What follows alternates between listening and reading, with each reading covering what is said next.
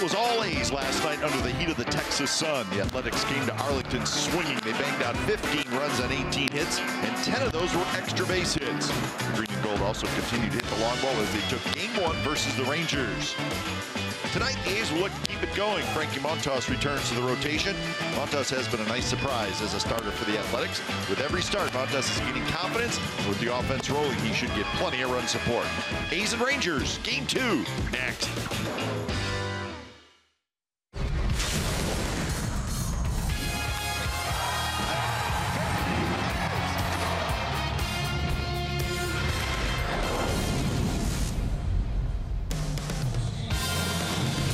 Well, the Oakland A's are the hottest team in baseball. They have been for a while as they continue this 4-game series here in Arlington, Texas. Frankie Montas is going to get the ball in game 2 of the series for the A's. It's the A's and the Rangers coming up on NBC Sports California, powered by Xfinity. Hi again, everybody. Welcome to Oakland A's Baseball. Along with Ray Fosse, I'm Glenn Kuiper. Frankie Montas brought up from the minor leagues. He'll make his 9th start. And I think it's important, Ray, to let everybody know he was in the minor leagues simply to just give A's just giving him a little break so he stays healthy, has plenty of rest for the second half. That's a great point. That was the most important thing for the A's, to tell him that he was going to go down there and he was going to be back as he is tonight. But the best thing, too, is the fact that he's in the rotation. He was brought in to be a starter. He pitched last year out of the bullpen because of some injuries, but he's coming back this year doing an outstanding job working both sides of the plate, elevated fastball. He's got a lot of things working for him, and he's a very confident young pitcher. Well, the A's hit 4 home runs last night, and this whole home runs on the road thing is really becoming quite a story for the Athletics. How about the story right here? The first one, a grand slam from Jonathan Lucroy off his former teammate. He thought it's going to be a sac fly. This one was probably the biggest right here. Piscotty with a 2-run home run because Elvis Sanders had hit a 2, made it a 3-run game, and then this blast, 115 off the bat of Matt Chapman, a 3-run shot, and then, of course, who would not be surprised that Chris Davis hit another one against the Texas Rangers. This over the bullpen in right center field here in Arlington. So 4 home runs after hitting 4 on Sunday at the Coliseum. I think the boys are back. All right, and the Rangers will send the left-hander Mike Minor to the mound, so the A's will have the same lineup as they used last night. Why not? 15 runs and 18 hits. So game 2 of the series coming up from Arlington. We'll have lineups and first pitch. It's the A's and the Rangers coming up on NBC Sports California.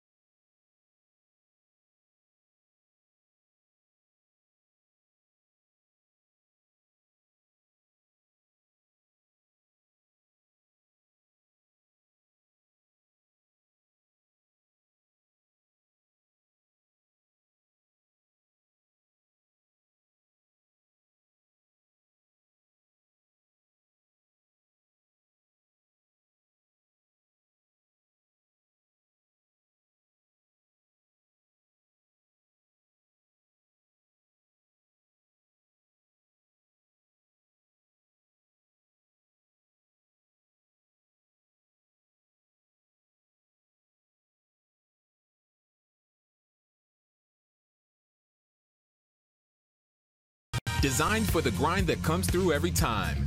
See your local Toyota dealer today. Toyota. Let's go places.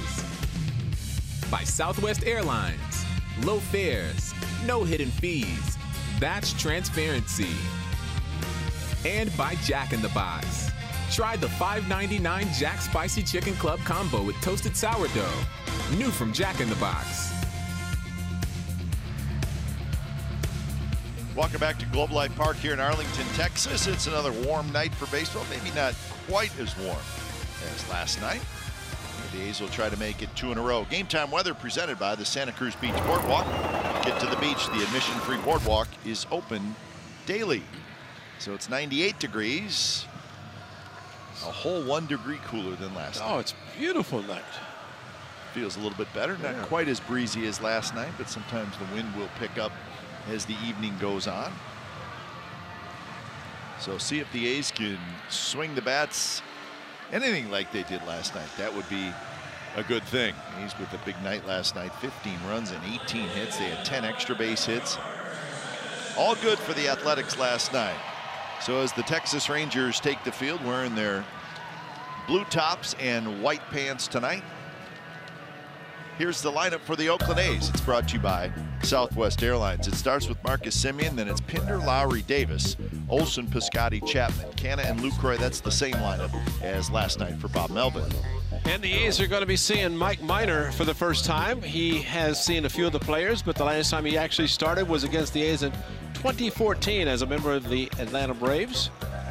But a couple of appearances out of the bullpen, but back from a starter to reliever to a starter. So for Mike Minor, low 90s fastball, got an assortment of pitches. He's faced a lot of the Western Division teams, but the first time against the A's. And how about his catcher? Like it. Well, here is the defense. Calhoun, Cochi, and Gallo in the outfield.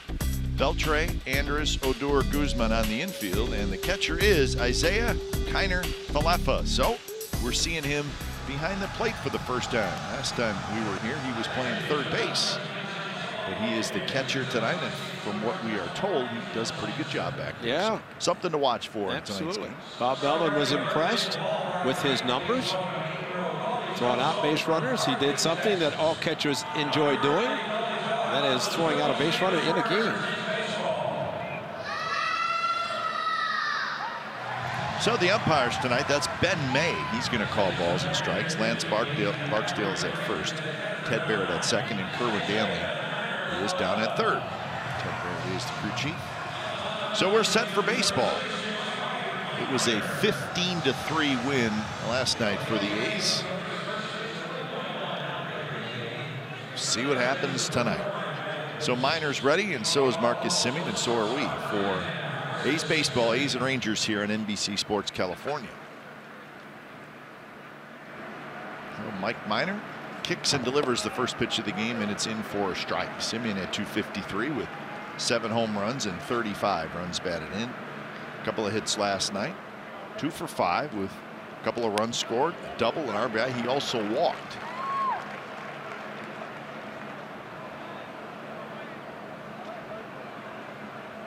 Pinder to follow, and then Lowry to face Mike Minor. Minor throwing from the far third base side of the rubber. See if he stays there all night. Pitchers usually do stick in one spot. That's as extreme as you will ever see. Yeah, that he's teetering on the edge. That is right on the edge. See the toe that is kind of reinforced because of the way the ball, the pitcher will push off and slide with the foot. So a couple of fastballs, a couple of breaking pitches. Marcus Semien back to even count.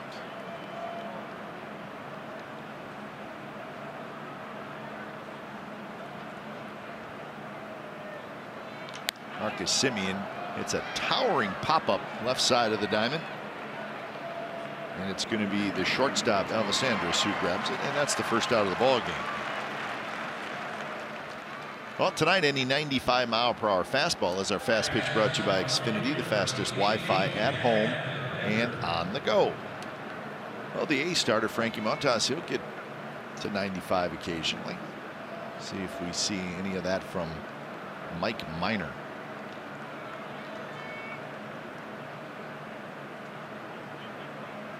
Interesting with Minor, as Ray mentioned, starter, reliever, now starter.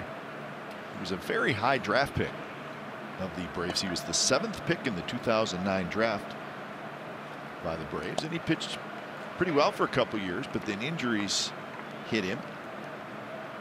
He goes to the Kansas City Royals last year, pitches out of the bullpen, and he was great. And he was a free agent, and he signed with the Texas Rangers, and the Rangers said, well, we really want you to be a starter, and he said, that's fine. So he got a 3-year, $28 million contract this past offseason to start for the Texas Rangers.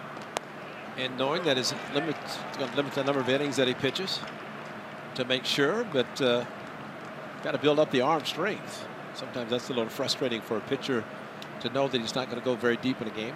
That one tapped foul. Minor from Vanderbilt University. So 2-2 to Chad Pinder. Pinder at 265. He's got 10 home runs, 23 RBIs. He was 2 for 5 last night with a double, an RBI, and he was hit by a pitch.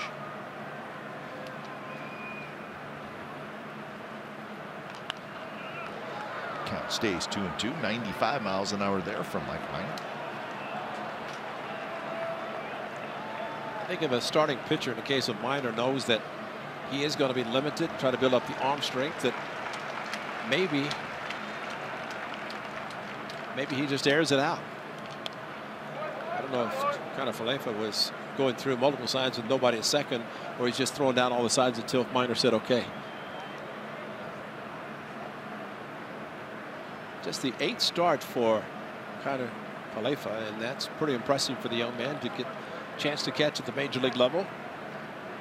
Starting pitchers have been raving about him. So now it's 3-2. Well, the Rangers having a tough year, looking toward the future. Maybe an opportunity for Connor Falefa to show him he could maybe be an everyday catcher. Andrews scoops up the ground ball, and that's out number 2. 2014, it was Minor against Leicester in Atlanta on a Sunday night game, August 17th. How about Big Nate Fryman? Took 2 home runs for Big Nate. That was the Sunday night game in Atlanta. Oh boy. That was the last game that he started against the A's, and as Kite mentioned, with Kansas City out of the bullpen. So the old saying goes, none of these guys have seen him. Breakdown. First 11 starts, last 7. So he's gotten better as the season has gone on. 2-2 with a 3.60 ERA in his last 7 starts. Had a bad month of May. His ERA was nearly 7 in May, so that kind of set him back, but came back with a good month of June. In fact, on the 27th of June, he took a perfect game into the 7th inning against the Padres. Ended up going 7 innings, giving up just 1 hit. It's obviously his best start of the year.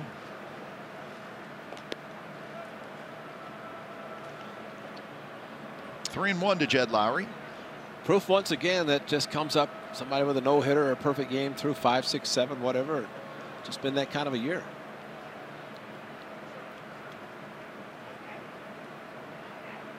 Swing and a miss. Well, Jed Lowry's been the guy a lot this year, right? The guy. He was the guy last night, unfortunately. You know, we talked about that guy. Yeah, well. 15 runs, 18 hits. Everybody's getting hits, right? Lowry went 0 for 4. There's always one guy.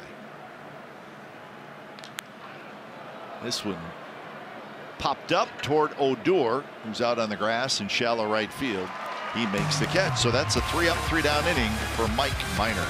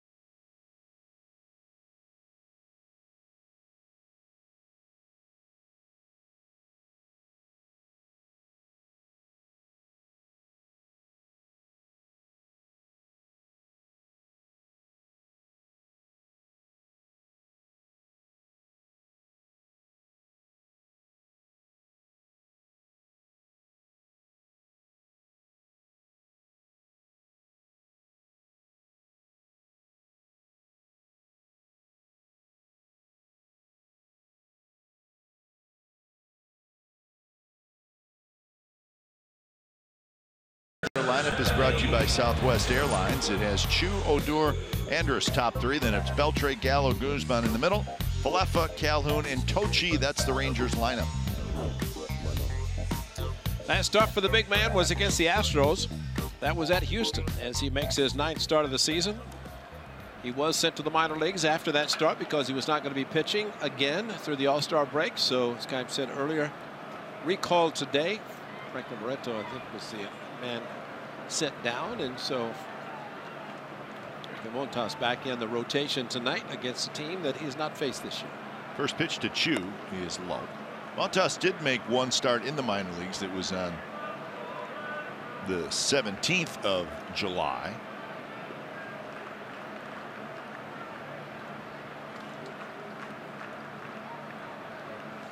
So that was a week ago tonight. And again, he's just trying to keep him fresh. Yeah. And that's what we've seen it in the past. You see the shift for Chu, 3 to the right side. As Marcus Simmons in the shallow right field. He's 2 in the dirt already. 2 balls flipped in out of play by Jonathan Lucroy. So 3-0 to Chu. Odor and Andrus to follow here in the bottom of the first. And that's a strike outside corner. Montas, 25 years old, from the Dominican Republic.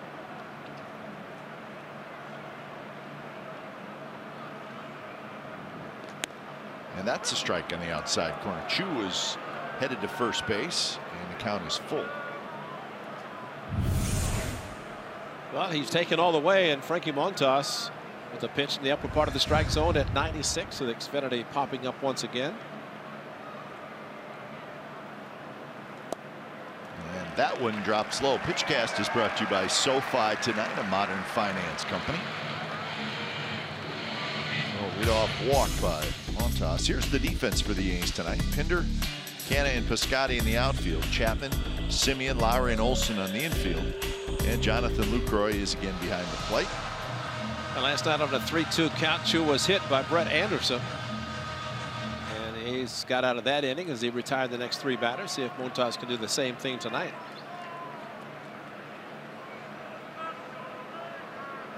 Odor steps up.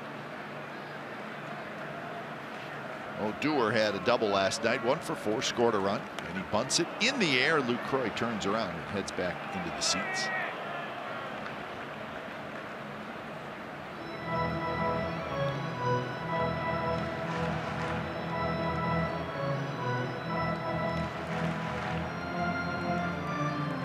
.259 the average for Odor, with 7 home runs, 27 RBIs. Chapman even with the bag. A little bit low.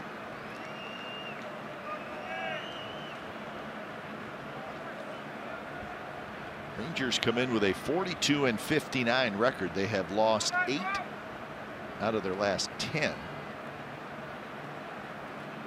They have a home record of 20-31. That's why they were happy to win Sunday against the Indians in the final game of that series instead of being swept. Now he juggles. Still has time to throw to second to get Chu. So fielder's choice for Odor for the first out here in the bottom of the first. Well, that could have been a double play, and Jet Lowry probably thinking his ball came up, but at least he was able to quickly throw to second base to get the lead runner. Keep the double play in order with Andrus coming up, but I think Jed would be the first to say that should have been a double play, but it did take a little hop that came up on the heel of his glove. So one away. Here's the third place hitter, Elvis Sanders, who homered last night, a 2-run shot, his only hit in the game. A's and Rangers have split the 10 games that they have played against each other this year. Got the point about it. Andrus hitting the home run last night is on a changeup, and just had started to say about opposite field hitting, but if he gets a changeup, he's turned into more of a power hitter on certain pitches, but still one of the best going to the opposite field. A's have to play him She had Lowry and Simeon close to the bag for setup of a possible double play.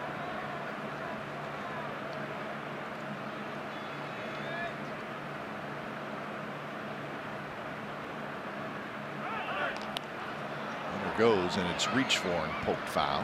Here's the home run last night to left field. And the A's had a 5-0 lead, and this is what happened to make it a 5-2 game. 2 outs, and then Odor with a double, and Elvis Sanders with a home run that quickly made it a 3-run game. So that's why, as we mentioned, our open at the Piscotty home run gave the A's a 5-run lead again.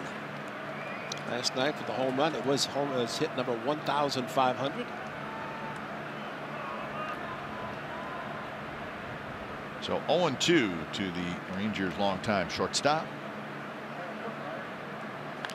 That one hit into right field, and that's a base hit. Odor around second. He's going to try for third. Piscotty's throw gets past Chapman, and Frankie Montas is standing on the mound, so he was not backing up where he should have been, and a run's going to come in to score, and Elvis Sanders is going to be allowed to go all the way to third base. And that's a big mistake by Frankie Montas. Yeah, very, very big. You know, and I don't know that Matt Chapman would have come up to try to get the ball had he known or thought that Montas was backing up. Elvis Sanders just flips the ball out there. And Piscotty with the throw, watch Chapman come up like he's going to catch it on the short hop, but there's nobody back. And it does go into the photographer's well. The short hop, no chance to get Odor. And Frankie, a little bit late. Frankie, and you know, you became a fan watching all that happen, and all of a sudden now he's got to run at third infield end. Here's Beltre. Well, we mentioned, Ray, in the pregame part of our show when we talked to Lauren Dallas about that the A's defense has been very good lately. Yeah. But that was a significant defensive mistake.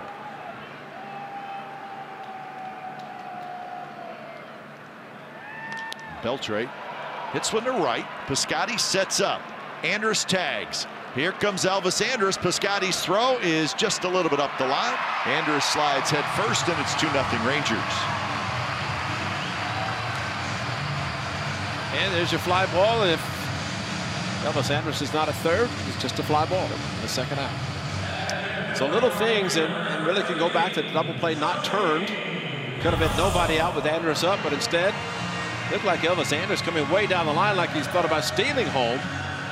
Instead, the throw up the line, he's able to go around the plate or around Jonathan Lucroy to get to the plate. So not a pretty top or bottom of the first inning. So Beltre gets his 30th RBI on the sacrifice fly.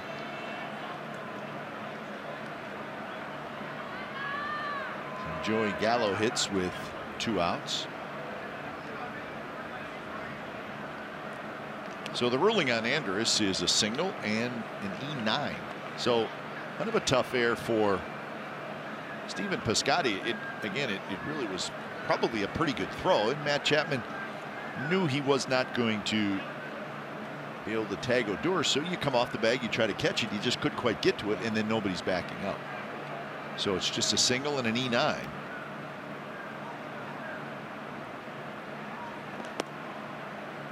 So 2-1 the count to Joey Gallo back in there. Gallo hurt his ankle a little bit on Sunday. Running into first base. He did not play last night, but he's in there tonight. 24 home runs and 54 RBIs for Joey Gallo. 124 batting average since June 21st.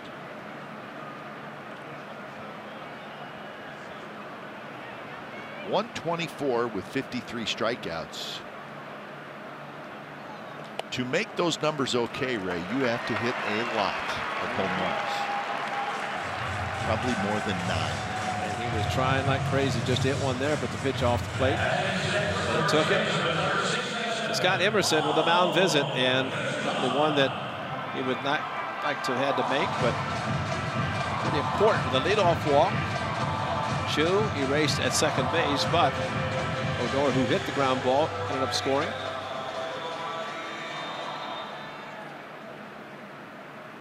So here's Guzman. Captain Skipper Bob Melvin confirmed what we talked about last night with his look on the bench with a 5-0 lead. He said it's not enough, and fortunately, when Piscotty hit the home run, but I mean he was thinking about having to go to the bullpen early. So the fact that Piscotty hit the home run, got the lead back to 5 runs, enabled Brett Anderson to settle down and go 6, and very much needed to take care of the bullpen, give them a little time off. Brett Anderson and Trevor Cahill will start Thursday. Anderson, his first win last night against the Rangers here in Arlington. Yep, he hung in there and pitched pretty well. 6 innings last night, just the 1 walk, 6 strikeouts, 91 pitches, and with Pagan up in the 3rd inning, and that was after the 2-run home run by Elvis Sanders, and of course some threats by the Rangers, and fortunately got the 2 more to add on. So 1-1 to Ronald Guzman.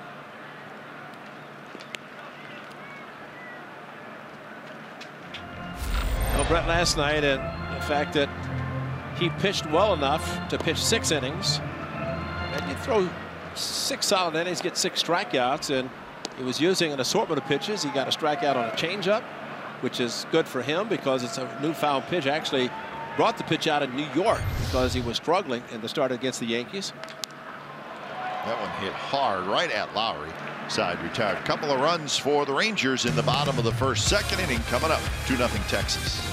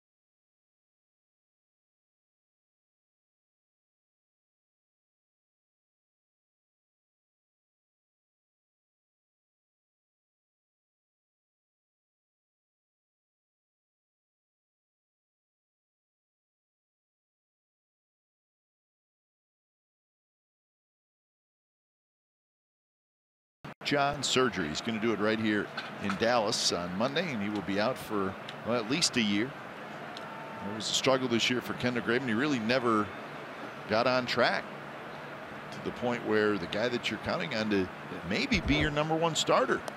Well, he was the opening day starter back-to-back seasons. 1 year because Sonny Gray was a little sick. That was in 16 or 17, and then this year. But we wish him well.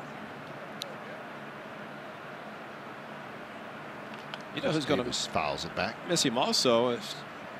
Last year the A's finished their season here, and Kendall Graveman was unavailable because he had pitched, but he was the clubhouse, worked in the clubhouse with Kelly Terrell and Chumley down there. So that's who reminded me that he was there because he was working in the clubhouse. Took a picture with the guys. So we'll miss Kendall. Hope he gets well fast. And back on the mound.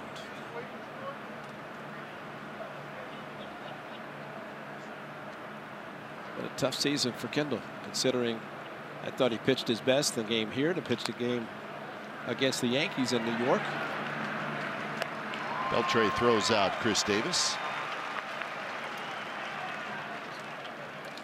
12 to 14 months. Yeah. So I guess it would probably be a possibility that Grayman could pitch next year, but I don't know.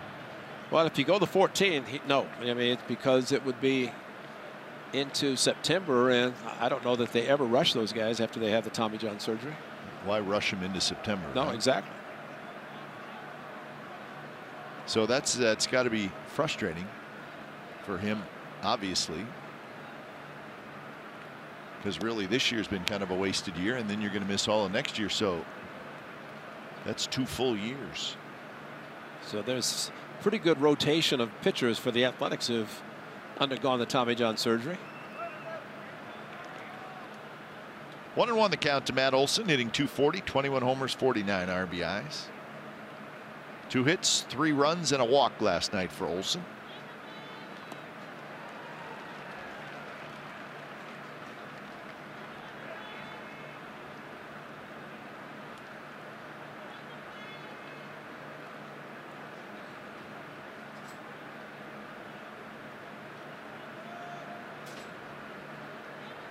Matt Olsen this year against lefties, .250. Not there, but done a pretty good job hanging in there against lefties. Of course, didn't really work right there with Minor. He's usually the only lefty in the lineup when the lefty's on the mound. Well, just kept running away from him, but we have seen this all over the weekend that when the lefties he faced them, did a very good job taking pitches and a couple of times drew the walk. So 2 away for Stephen Piscotty. Piscotty homered last night. He also had a double, and he had 3 RBIs. Big night for Stephen Piscotty. Asked him about going down legs, and he said, I just do what Jed Lowry does. You want to follow Jed, and Jed does that as well. And Piscotty has done a very good job swinging the bat, playing defense, doing it all. It was his 6th home run in the month of July. Only Cole Calhoun has more home runs in the American League in this month. So Piscotty swinging it well. He also has 16 RBIs in July. And that's Cole Calhoun with a different setup, different stance that he is showing. And struggled at the beginning of the season, but definitely not right now.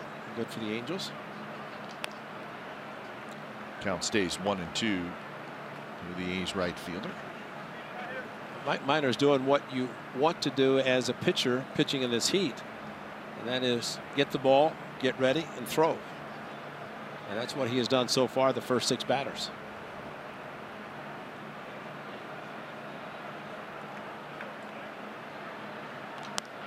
Big chopper foul over Matt Williams' head and down the left field line.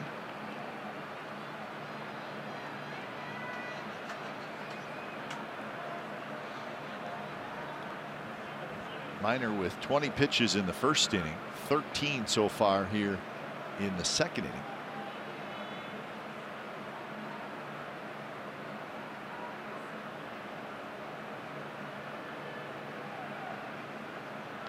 Foul back. Weather like this, you just, if you're a pitcher, what you don't want to have is too many of those high stress innings where you got to throw 20 to 25 pitches just to get out of the inning. That's the one that'll just take it out of you. Another foul ball by Piscotty. Kind of late for that time. Wanted the curveball in the dirt as he put his bare hand on the dirt. And that's pretty much where he threw it. So that's 7. Pinder had 3, and now Piscotty's had 4 foul balls with 2 strikes. Which number 8 coming up in the at bat, wants it down there again. Well, that one was in the dirt, but it was in the dirt badly.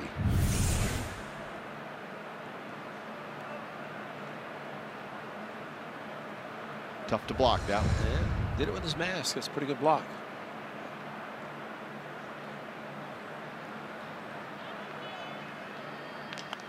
Another foul ball. This one lined down the right field line. Well, Minor has had to work with Piscotty in this inning. make it better by getting on base.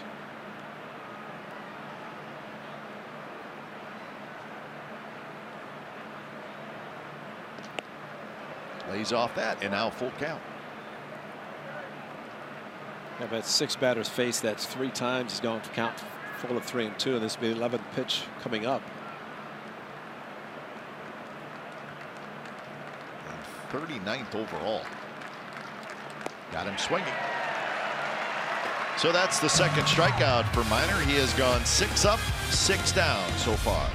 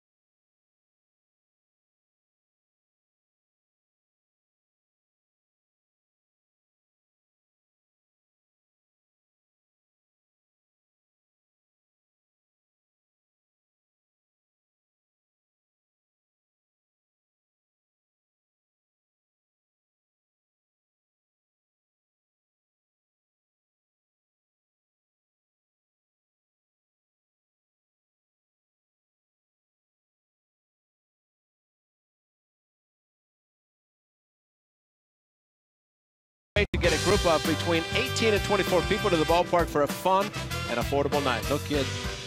Lock in food and drink package with parking and jersey giveaway, all for one low price. Learn more about the summer suite special at athletics.com/summers.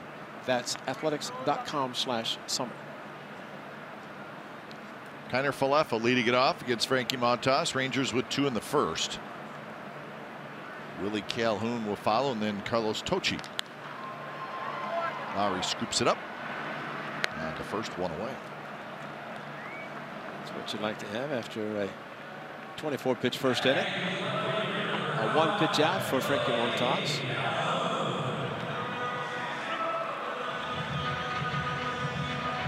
So here's Willy Calhoun.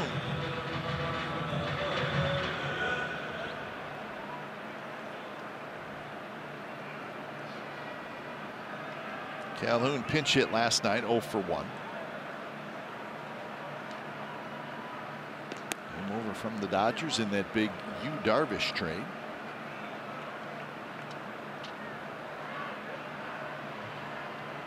Going into spring training, the Rangers were hoping maybe that Willy Calhoun would be their opening day left fielder. Well, he ended up being sent down from Vallejo and the University of Arizona.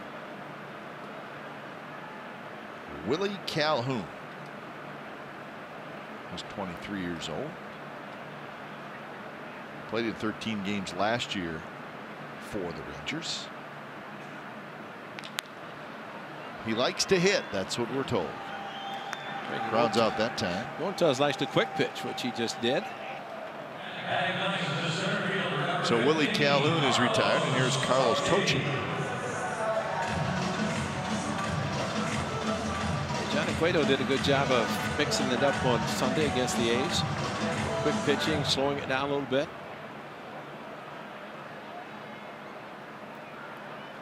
Cochi, the 9th place hitter, playing in center field. He pitched last night. You know it's a bad night when you have 5 pitchers go to the mound, which the Rangers did. 2 of those 5 pitchers did not allow runs.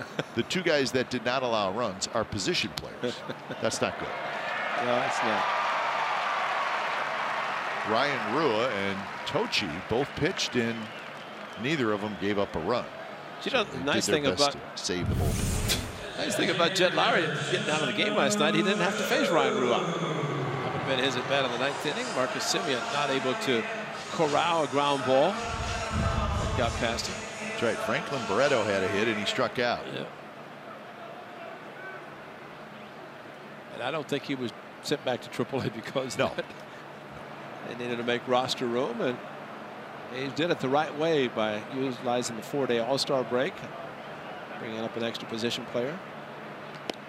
Well, the A's rotation now: Manaea, Anderson, Montas, Cahill, and Jackson. Rotations are never set in stone, but those are the 5 guys right now.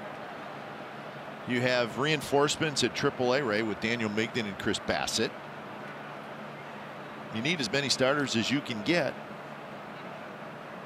but at least you know you have Migden and Bassett, guys who have had some success this year. They're in AAA. They're ready. If you need them, you got guys to go to. And they are healthy, which is that's one of the big keys. But I think a rotation needs to have a couple of starters in it that can go 6 and hopefully 7 innings. Otherwise, the bullpen's got to get worn out. Yeah, even the best bullpens can get worn out. You just don't want to see that happen to the Athletics because the bullpen has been so terrific. Daniel Gossett had a little bit of a setback, though. Gossett was shut down from throwing. He's been nursing a sore elbow. But the A's have used 12 different starters this year.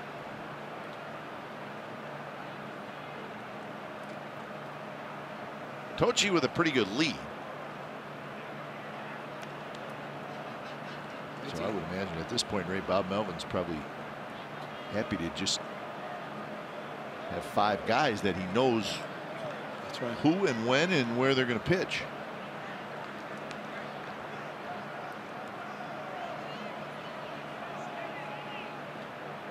Full shift on for Chu. Taps this one to Olsen, who scoops it up. Steps on the bag, side, retire. 3rd inning coming up. Rangers leading 2-0.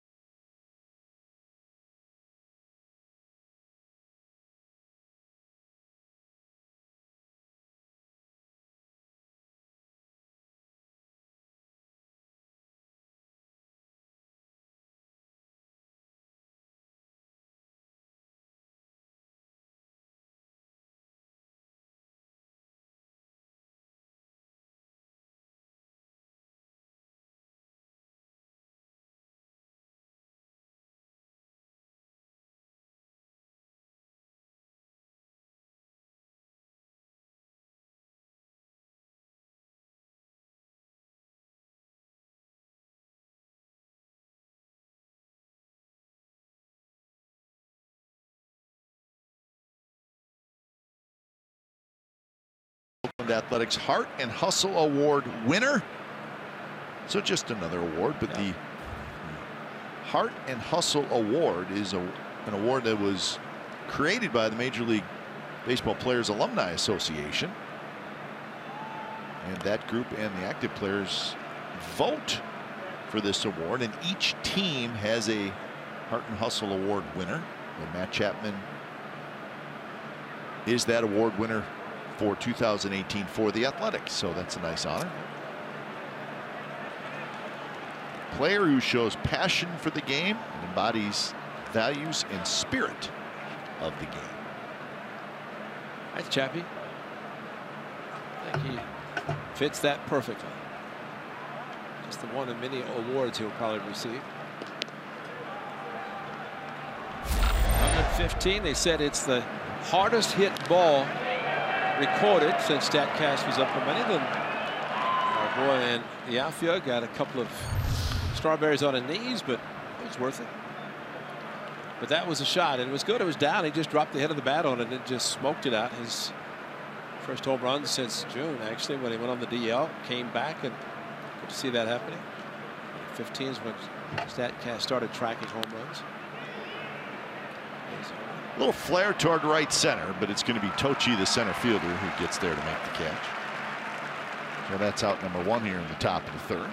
And here's Canna. You know, Kevin, I think one of the things of the A's facing Mike Minor, and nothing against him, except the fact that the A's are sending for the first time. And I think that it benefits a pitcher going through the lineup, and it's a matter of how much the hitter's going to talk when they get back in the dugout.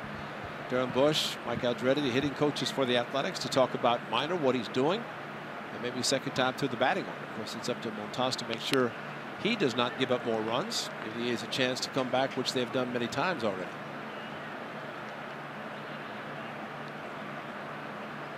Canna at 256 with 12 home runs, 39 RBIs, 2 for 4 last night with a double. And he hits one to left field, hits it deep, and that baby's gone. A's are on the board. It's 2-1. What a shock. It was a home run.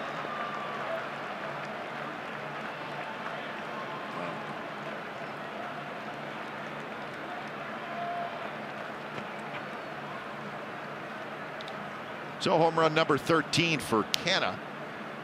Hey, he likes left-handed pitchers. And you can understand why when he does this. A ball, 87, middle of the plate, a little bit of a cutting action, and crushed. No doubter to left field. And this is how far it goes. Just a nice, easy swing. He had a home run off of Carson Fulmer, and that closer in Seattle named Diaz. Remember, he tied a game against him. The only 2 right-handers that Canna's hit a home run off of in this season. Good to see him healthy and swinging the bat very effectively. Lucroy fouls it straight back. 1-1 to count. Make it 0-2 the count. So Canna's 11th home run against left-handed pitching this year. That's the most in the American League. That's quite a stat.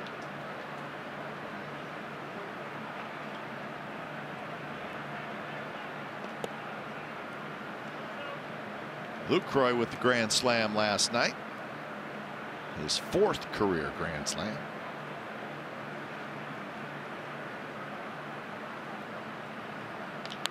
And he lines this one to left, and that's a base hit.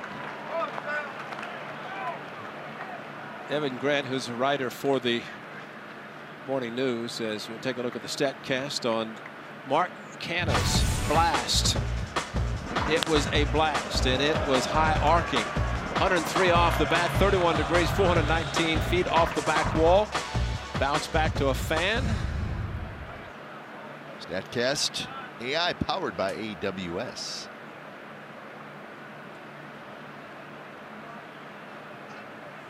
So here's Simeon. A little bit outside, but called a strike. But Evan Grant said, what does Jonathan Lucroy have against the Rangers? Because the grand slam last night, he's had the double, he's got the base hit tonight. And Jonathan Lucroy likes it here, playing against his former team. Well, he can't have a whole lot against him. He turned down a trade to Cleveland and accepted a trade to Texas. You know, he has a home here, and I said, hey, look, last night were you pointing to your family? He said, no, they weren't here.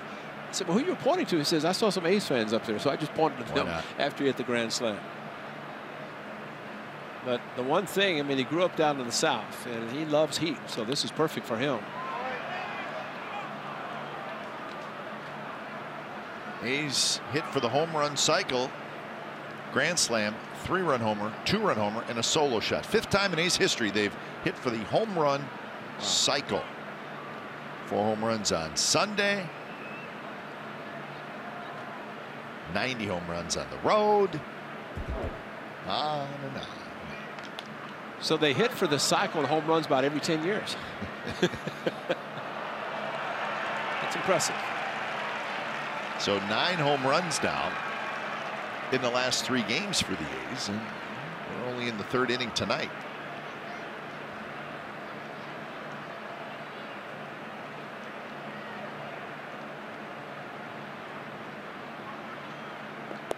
Looking at the American League home run leaders team-wise, the Yankees are way ahead. The Yankees have hit 162 home runs. The Indians are second with 137. The Red Sox, this is coming into tonight, 136. And the A's 135. So now with that home run, the A's have tied the Red Sox.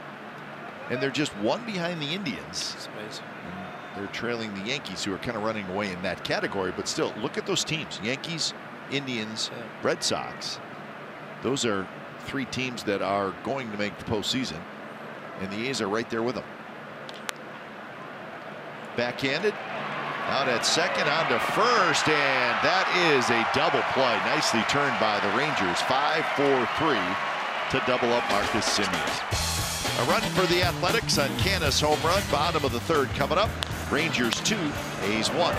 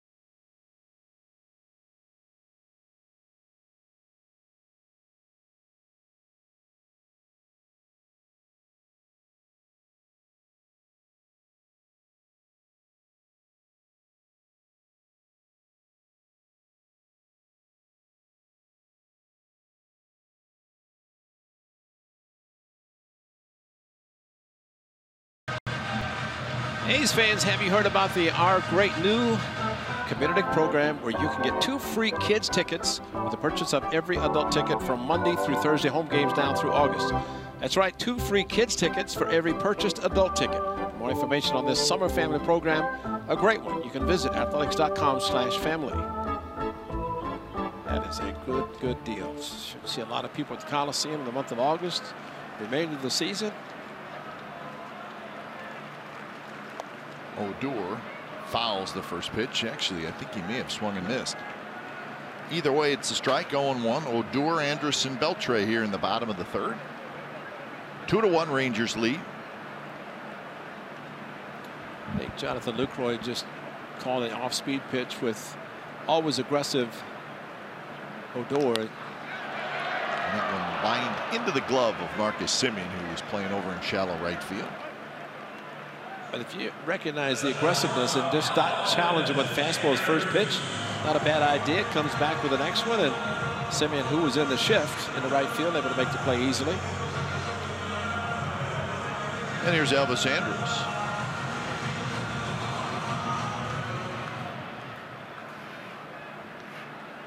and a base hit in the first inning.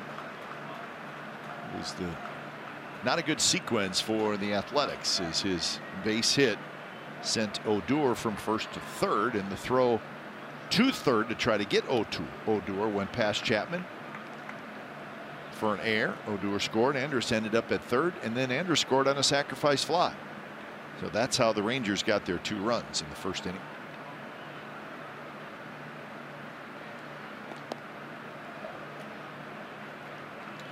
And something we talked about last night and today about not making errors, giving up extra outs and unearned runs. Well, the A's did in the first inning. 1 earned, 1 unearned.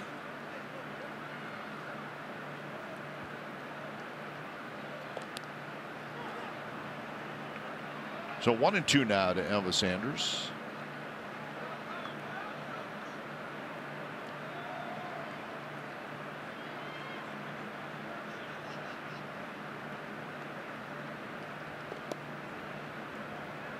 Sometimes a hitter looking outside and the pitch comes inside. And looks like that may have been what happened to Andrus as he kind of jumped out of the way.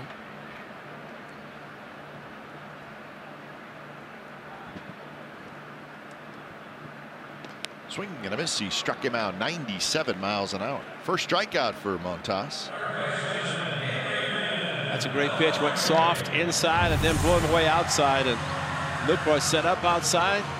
And that's just a rare back and throw. 97. Pop up, Xfinity, because that was deserving. See, that to me is the way you pitch. It's kind of challenging a guy with 2 strikes, especially like Andrus, who is able to hit the ball so to the opposite field as he did in the first inning. If you go soft, he can do it. You go hard, you blow it by him, which you just did. So he faces Adrian Beltre. Adrian Beltre with his RBI in the first inning. Now 1,672 RBIs. He's 29th on the all-time RBI list. He's a Hall of Famer, folks. Enjoy him. That's right. He's got 467 career home runs. He has 3,117 career hits. Number 25, Reginald Martinez Jackson's already in the Hall of Fame. Jim told me he's going in this summer, actually this weekend. Hall of Fame induction ceremony this weekend. Beltre's next home run will tie him with Chipper Jones, who's the Hall of Famer this year. Vladimir Guerrero, who played for the Rangers as well as the Angels and the Montreal Expos. High near to right. Piscotty was playing over that way near the corner, and he makes the catch. So 3 up, 3 down inning for Frankie Montas. 4th inning coming up.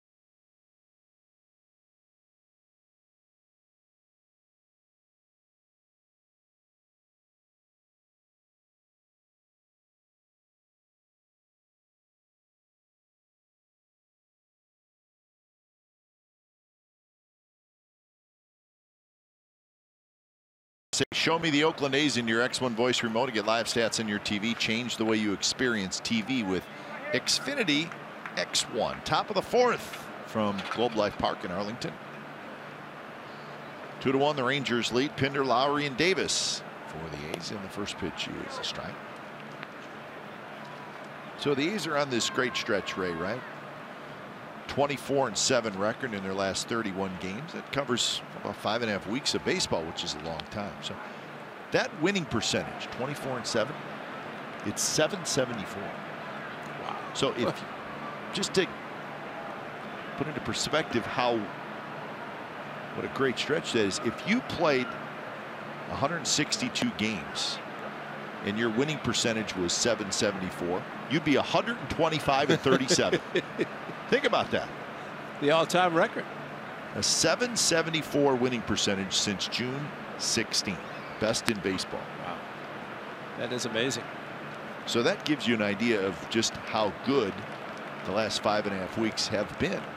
If you could do it the whole year, you'd win 125 games. Pretty sure that would be a record. That would be a record. And you know, like we talked about with the number of home games for the Athletics, and if they can have maybe even that percentage at home and then 500 on the road, but I mean, to continue to do that at home, especially at this time of the year, it'd be pretty special.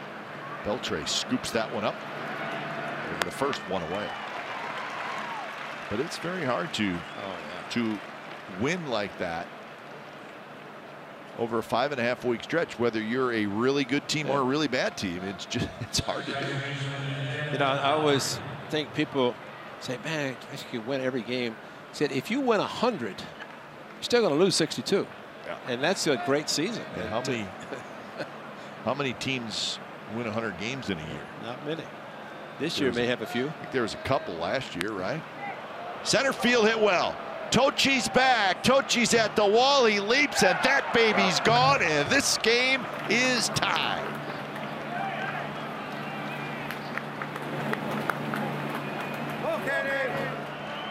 And for Jed Lowry to do it from the right side, something that he very rarely does. Third time this year that he's done it from the right side. So congratulations, deepest part of the park. And Jed Lowry unloads first since the 8th, right before the All-Star game. And Jed Lowry, the All-Star, puts everything into this one from the right side. And look where the center fielder is playing, Cochi. And gets the glove up, but just not enough as it's up in the seats. Actually lost his glove as he went forth. So nice going, Jed Lowry. It's new career high, number 17, and it comes from the right side. He had 16 home runs this year and also back in 2012. Now he's got his career high. So right when that ball went over the wall, Steve Vucinich sprinted down from the clubhouse to get into the dugout. He likes to be there when the guys are congratulated after the home run.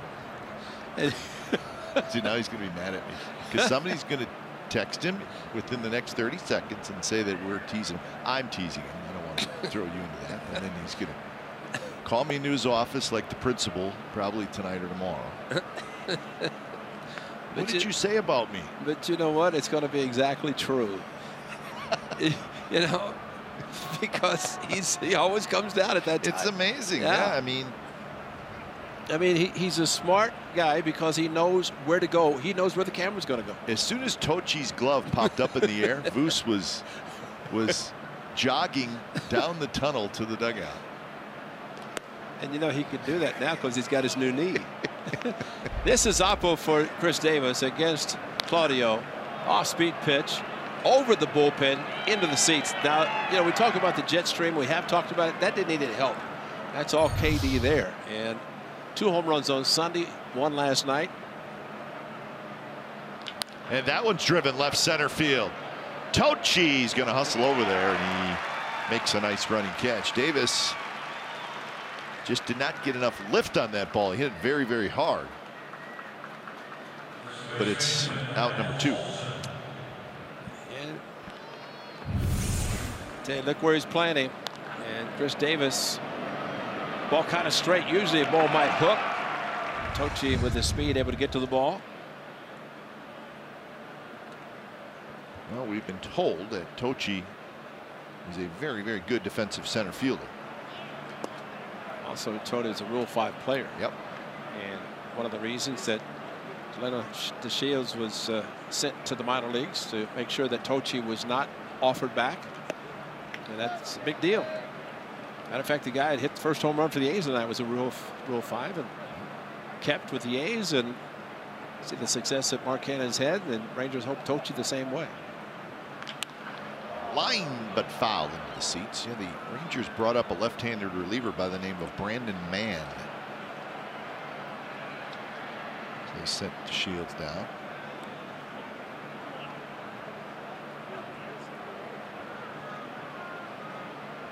And also a little bit upset that he struck out the first at bat and took it out on that 2-0 fastball, just pulled it foul.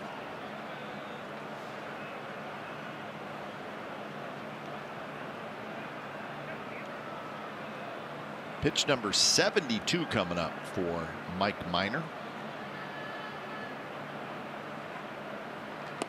And that one in there for strike. 2-2. So he's doing what they do, whether they're ahead, tied, behind, whatever it is. They just work the pitcher. Foul a lot of balls off. David Pinder in the first, Piscotty in the second. Between the two of them, 20 pitches. 9 and 11. So that adds up another 3-2 count here after 3-1 to KD. And that doesn't help the pitch count for Mike Minor. This one foul just to our left. Section right below us. In fact, we're close enough where we can hear conversations. What are they saying? Well, they're probably saying the Rangers are going to find a way to lose this game. The A's hope that's the case. yeah, and then we yell down, you're right, they are. Right now it's tied thanks to Jed Lowry, who has a career high 17 home runs thanks to this shot. Bottom of the fourth coming up. It's a 2-2 game.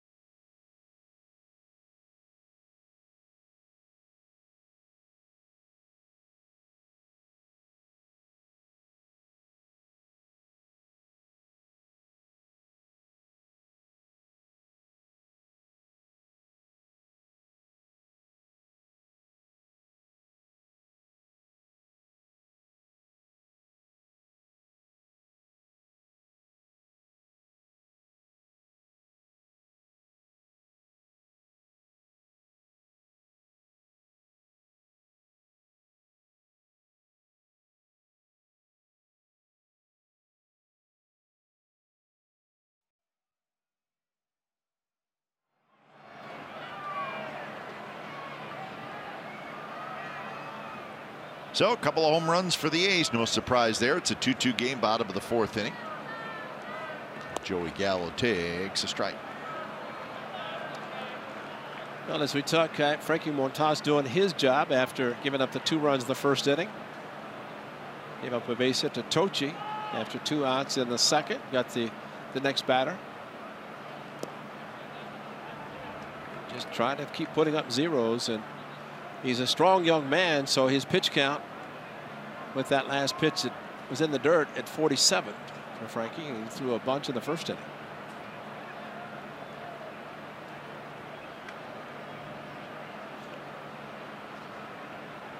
Gallo takes way outside, 97 miles an hour. Gallo walked in the first. Diekmann to follow, and then Falefa.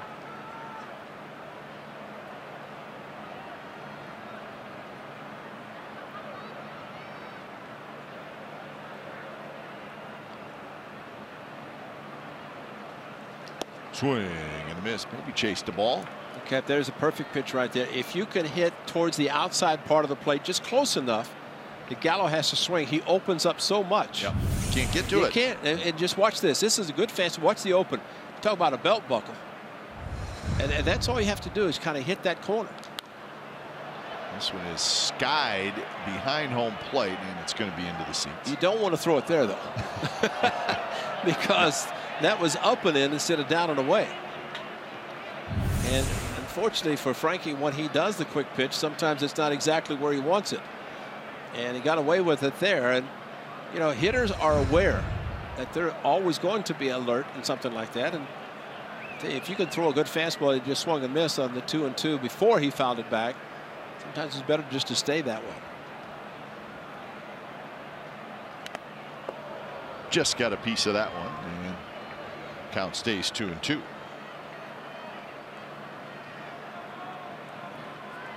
That's the last 100 balls put in play by Joey Gallo. Matt Olsen, be ready. 73% exactly where the three on the right side are playing. And that 3% are bunts to the third base line.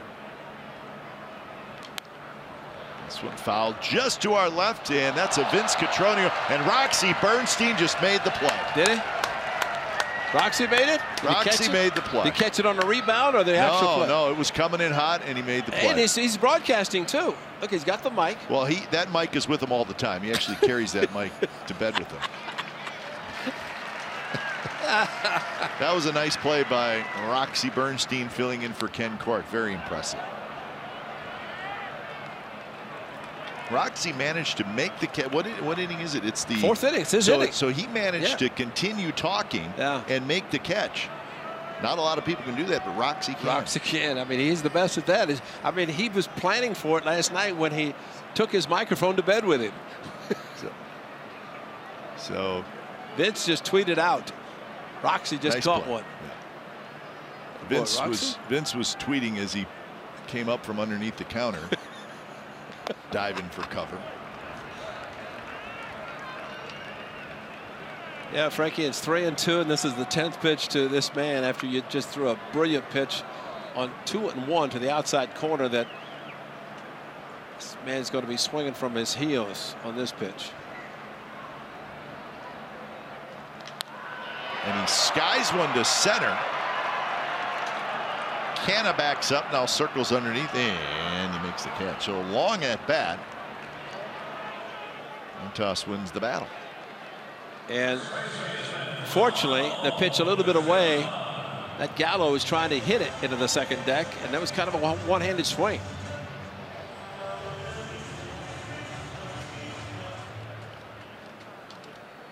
So with the one out, here's Guzman.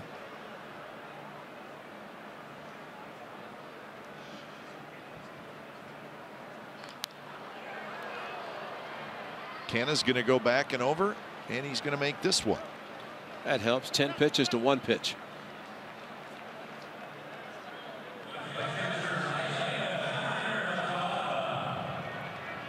Okay, if we talked about Matt Chapman, actually we have the 2 recipients, both rookies.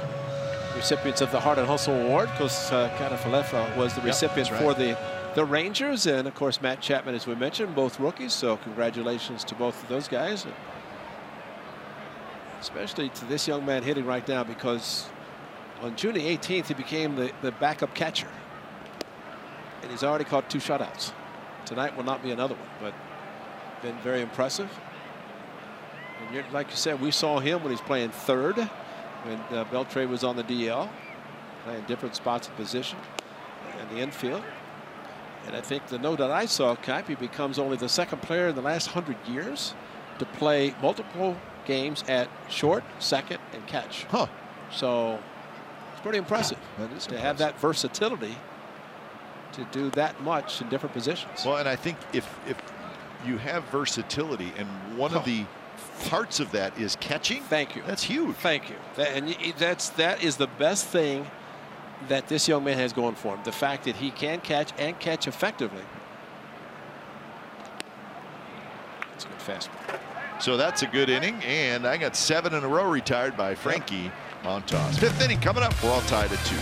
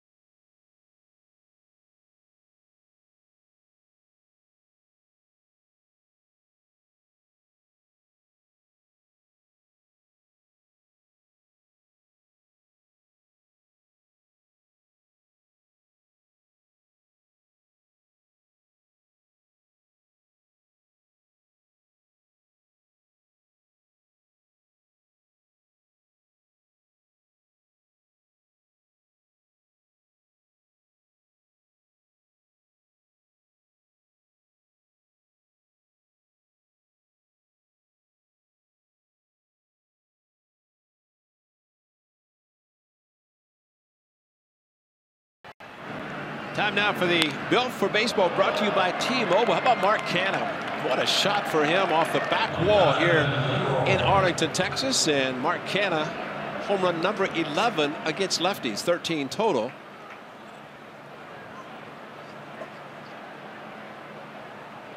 And we'll see Canha in this inning. He'll hit third. 2-2 game, top of the fifth. So the A's are in one of those home run hitting moods again. They went for a while where they slowed down just a little bit. Not a lot. But Friday and Saturday after the break. Then all of a sudden Sunday, Monday, tonight. And of course, the Sunday game at the Coliseum, but that got them going. It's what they do, and they're good at it.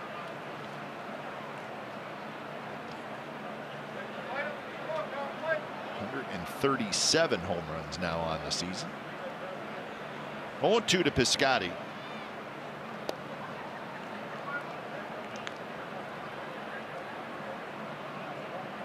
There he is, and he is enjoying life and playing baseball, playing center field, playing wherever. Just keep him in the lineup. That's all he wants. I think you said it best with the left-hander on the mound tonight, same as last night for Bob Melvin. That makes it nice because a predominantly right-handed hitting lineup, with the exception of Matt Olsen, who plays every day, with the exception of some hard-throwing lefty who might not play first.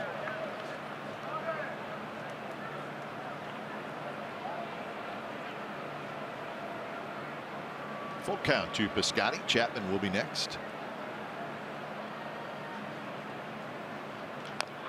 Foul.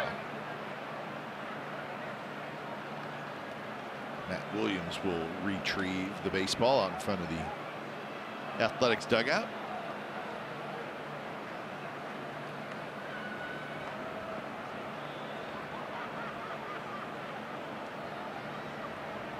Another 3-2, and that is lined into center field past Odor.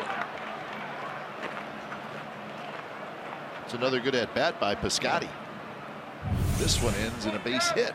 Another 3-2 count after fouling off the tough pitch. Takes it right back up the middle. An elevated pitch by Minor. And the problem that he is starting to experience is some elevation of his pitches. 82 pitches. We mentioned Frankie Montas, even though 10 pitches in the at-bat to Gallo, the next two he threw a total of 5. So that was a good inning for Frankie, especially after his club has scored a run.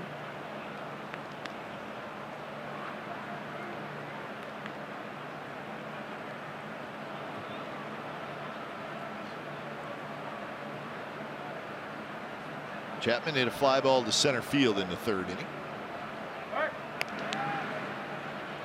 By the way, where Frankie Montas is sitting, there's a big fan, right? Yes, there is. Yeah. That's a good place to be sitting.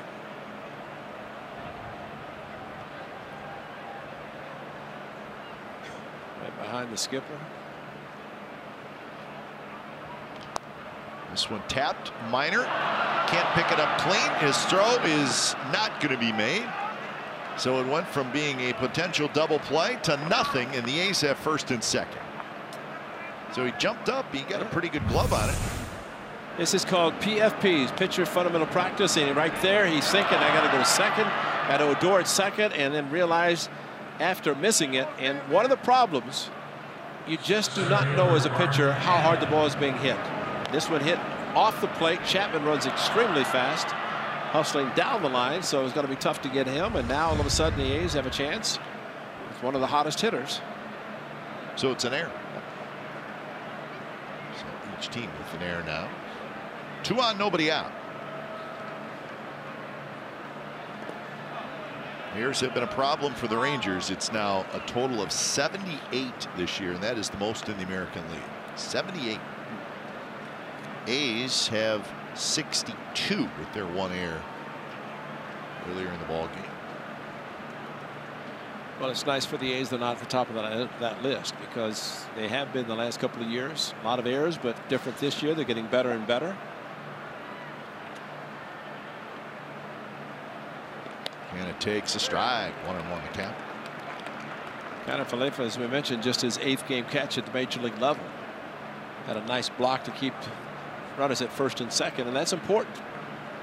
That's why he's been impressive in his minimal time where he's been behind the plate. An impressive call in the game. And blocking balls. Throwing has been exceptional.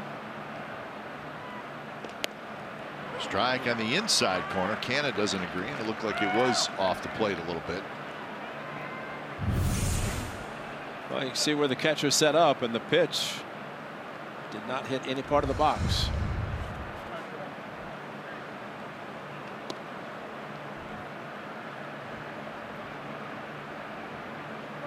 So Canna behind in the count 1-2. Nobody out here in the 5th.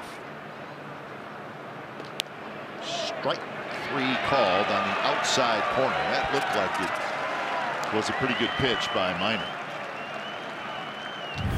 Well, you get the call inside and then right back outside with a fastball. At 93, perfectly thrown. That was a good pitch. That's the tough part for a hitter. Umpire giving the pitcher both the inside corner and the outside corner. Be tough to hit 250 if that happens. Here's Lucroy. Lucroy had a base hit in the 3rd inning. 4 hits for the A's, just a couple hits for the Rangers.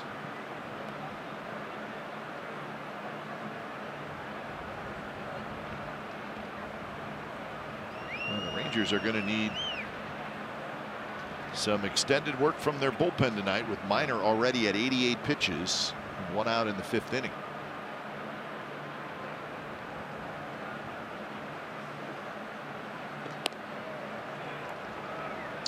Well, this is what Jonathan Lucroy did last night against Cole Hamels. Was a cutter down and in and just dropped the head. As he told us post-game, a very good interview. He said, I thought it was a sac fly. Of course, he said at the Coliseum, ball doesn't travel well. Last night it did. 4 home runs for the A's, including the cycle for the long ball. That one runs off the plate. So the count now 3-0 with Marcus Semien waiting in the on-deck circle.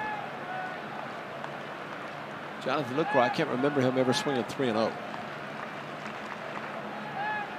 Especially a good 2-strike hitter, so that's probably one of the reasons that he is not.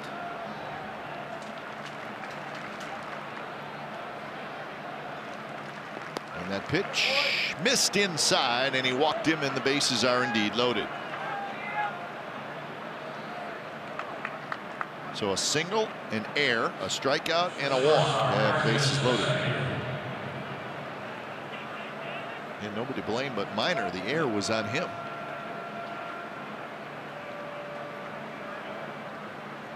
So we're going to get a mound visit by the Rangers. Their mound visit's up on the scoreboard. Hey, if you're going to have a mound visit, might as well have everybody come over and talk. You know, it only counts as one. See it right next to the Oakland, Texas name, and then they do some little animation.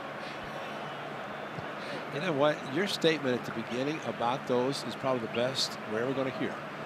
You can't take them home. Nope. You better use them with the bases loaded and 1 out. Corey Guerin starts to throw, the right-hander.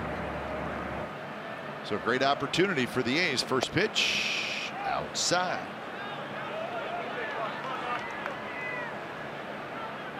Semien a pop out to short, and then a 5-4-3 double play. So 0 for 2. He does have 3 career grand slams. 2-0. Now Minor's got himself in a world of trouble. That's 6 consecutive pitches out of the strike zone. Through the perfect pitch to Canna for strike 3, and then 4 to Lucroy, 2 to Marcus. And now it's 3-0.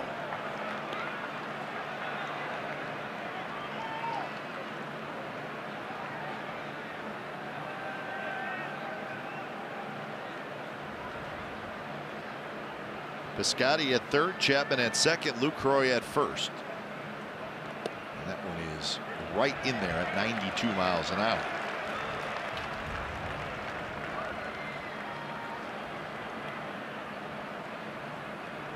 So lots and lots of pitches from Minor. He has not had a quick inning, even though he's had a couple 3-up, 3-down innings. But again, the A's they just foul pitches off, make you work.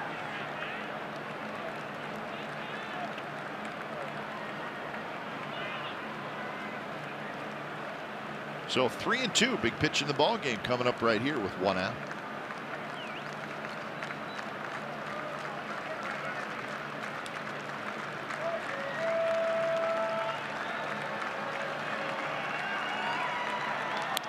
Popped up behind first, and it's going to be Odor who grabs it, and that's going to be the second out.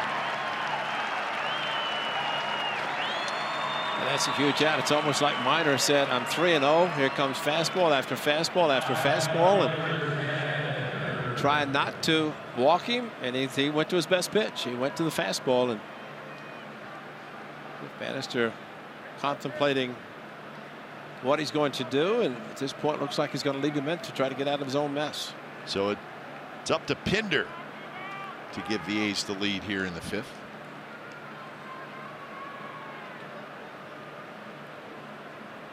First pitch to Pinder, swing and a miss. Minor took a little bit off and made a pretty good first pitch. And also Chad Pinder opened up just enough to pull off the pitch.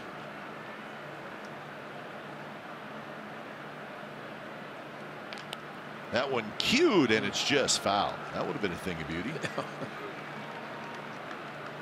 That looked like the same pitch that he threw on the first pitch to Pinder. Yes, it did.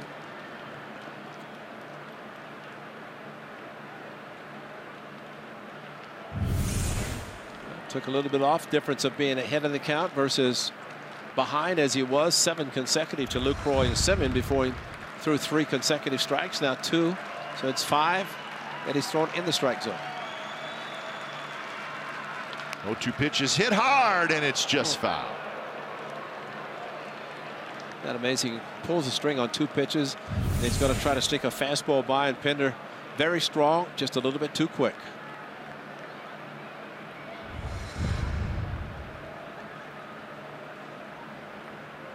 So 25 pitches in this inning for Mike Minor, and it will probably be his last inning.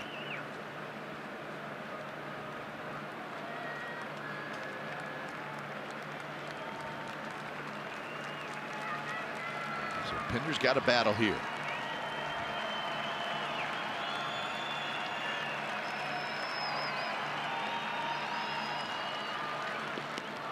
Off the plate. Think he's going to throw that changeup again at some point. Eventually. Right? Yeah, I think so too. You'd have to think. I mean, that's a pitch that got a couple of early strikes. Would Chad Pinder be also looking for it? Strong young man at the grand slam against the Blue Jays. And that one blocked by Kiner Falefa. Saved a run. You know, he's had a couple of very good blocks in this inning. This is a very big one because it is the breaking ball. Moved very, very quickly to his right or to his left, anticipating the breaking pitch being in the dirt. Coming down the line was Piscotty, had to go back. So a nice block by the young man.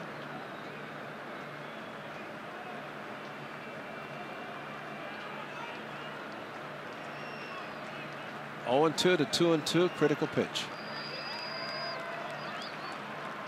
And he missed outside, and now it's 3-2.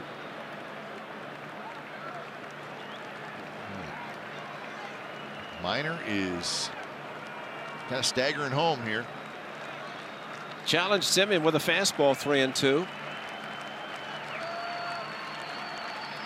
And he's just shaking off pitches right now.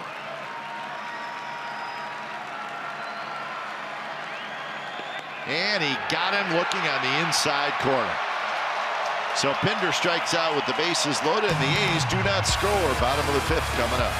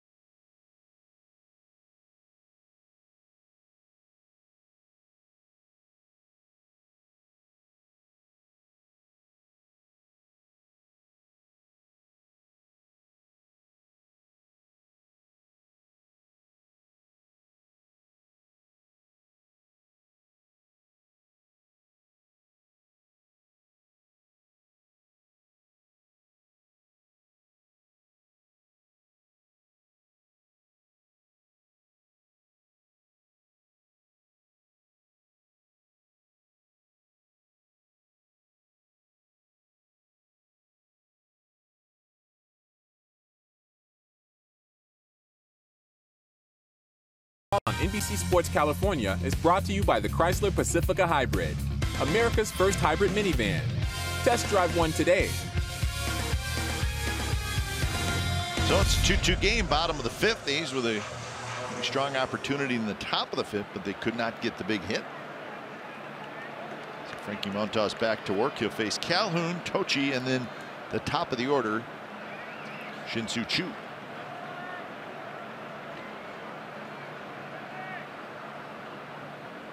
Calhoun hits one to right, hits it deep, and it's gone.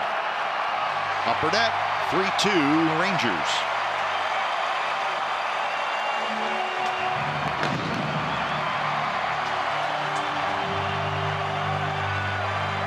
Well, you said earlier he likes to hit, right? Yes, he does. And after the A's, bases loaded, one out, didn't score. And first pitch to this young man, a fastball at 95. A little bit of a sink, but right towards the middle of the plate. And no doubt.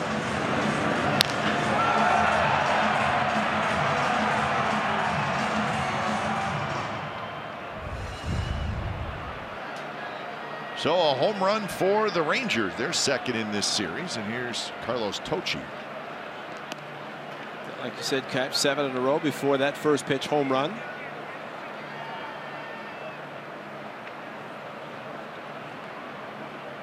Cochi had a base hit in the second inning.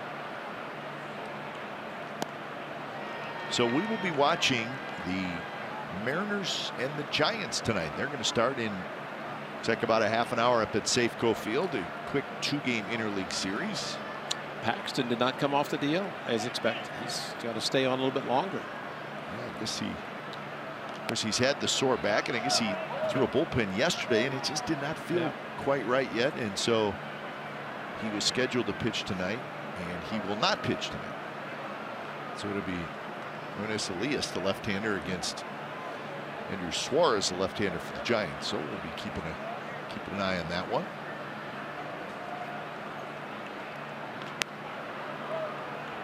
Astros and the Rockies. That's a quick 2-game series as well. So they will get started in just a little bit. Garrett Cole for Houston and Chase Anderson for the Rockies.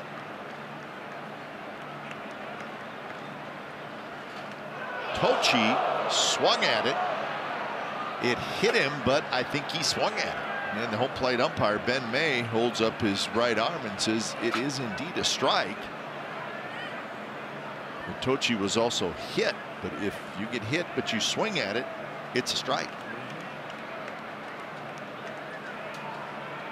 So let's hope Carlos Cochi is okay. Almost self-defense. Started around, got hit on the hand with a bat as the bat continued through. Watch the hand. That's where it got it.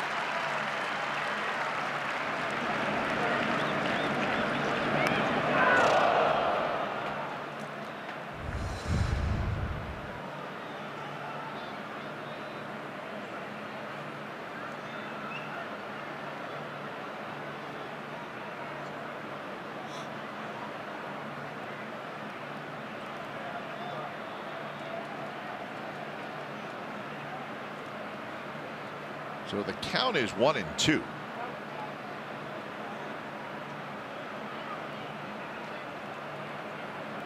Jeff Bannister just checking in with Ben May.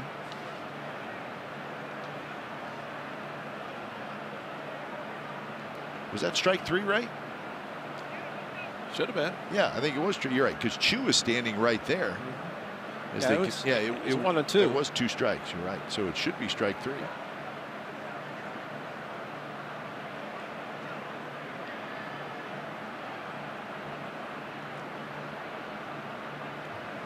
So Cochi is going to head back to the dugout after that's a tough strikeout.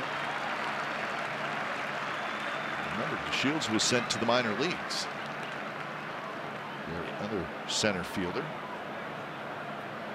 Looks like it's his right ring finger.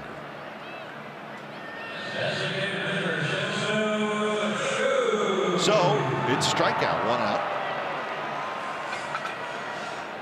And here's the top of the order, Shin-Soo Choo.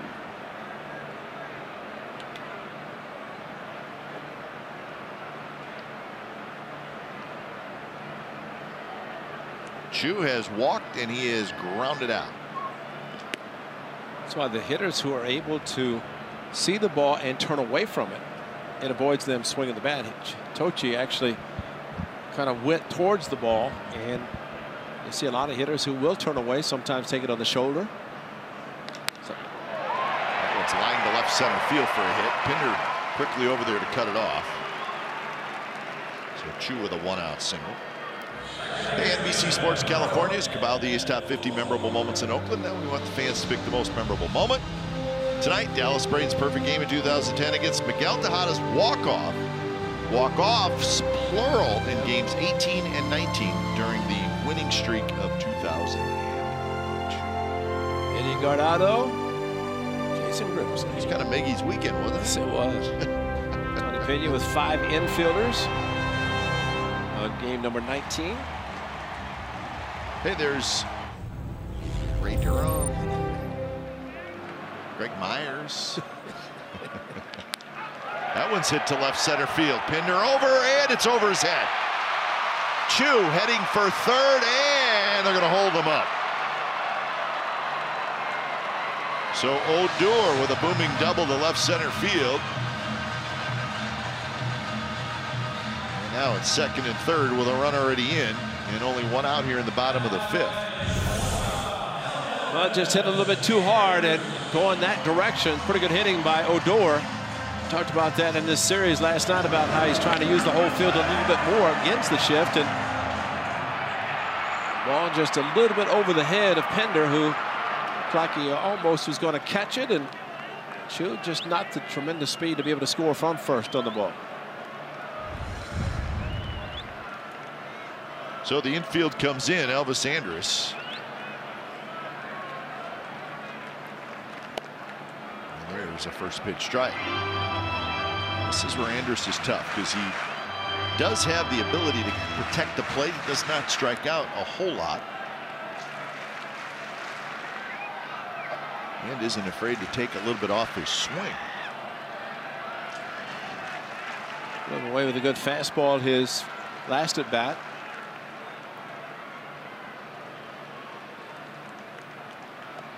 Takes that one 97 miles an hour, but it's low. There's a base hit and a strikeout so far. He scored a run in the first inning.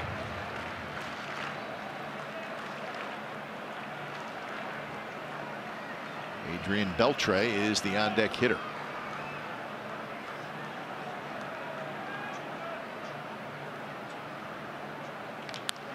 Driven to right center.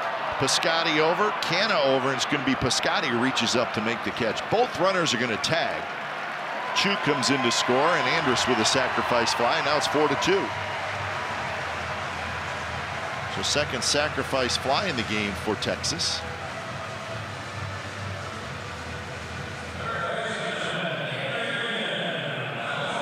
And here's Beltre. Emerson's going to come out. And this conversation could be about, very simply, you have a veteran that played in Adrian Beltre, and hit the sac fly, flew out to right field. Pitches by inning for Toss. A lot in the first inning, but since then has kind of settled down. Ryan Buchter is the one getting loose, the lefty in the bullpen. But, you know, this is where you have to be a little bit smart, because Gallo is one who can be pitched to. Beltre has been in these situations for many, many years. 2 outs, a runner in score position.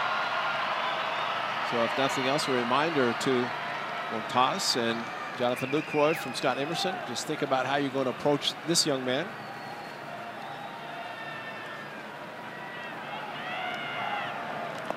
And Beltre takes low. Ball trickles out in front of home plate a little bit. Odor broke down the line and then stopped. Hard breaking ball, nice block by Lucroy, as Beltre is saying to Odor, forget it, don't try to come down. Although as the ball was coming out from behind the plate going towards the mound, he had thought about it.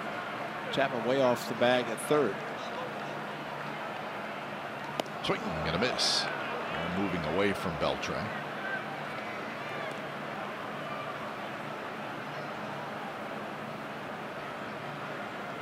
Odor, very aggressive base runner. So you can't let the ball trickle away from you too far if you're Lucroy, because he does have a big lead down at third. Strike, 97 miles an hour, and Montas jumps ahead 1-2. That's a good point, Cap, because it also means that Frankie Montas, if there is a ball that's blocked but not that far away, he's got to hustle to the plate. Absolutely, because Odor will go. Yeah, and especially now with 2 strikes, he may try to bounce a slider again.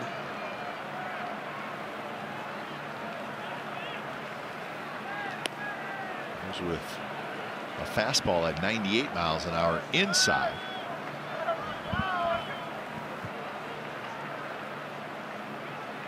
So the count even to Beltre.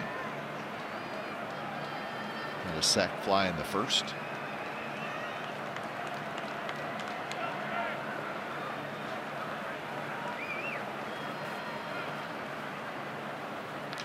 And that one is driven to left.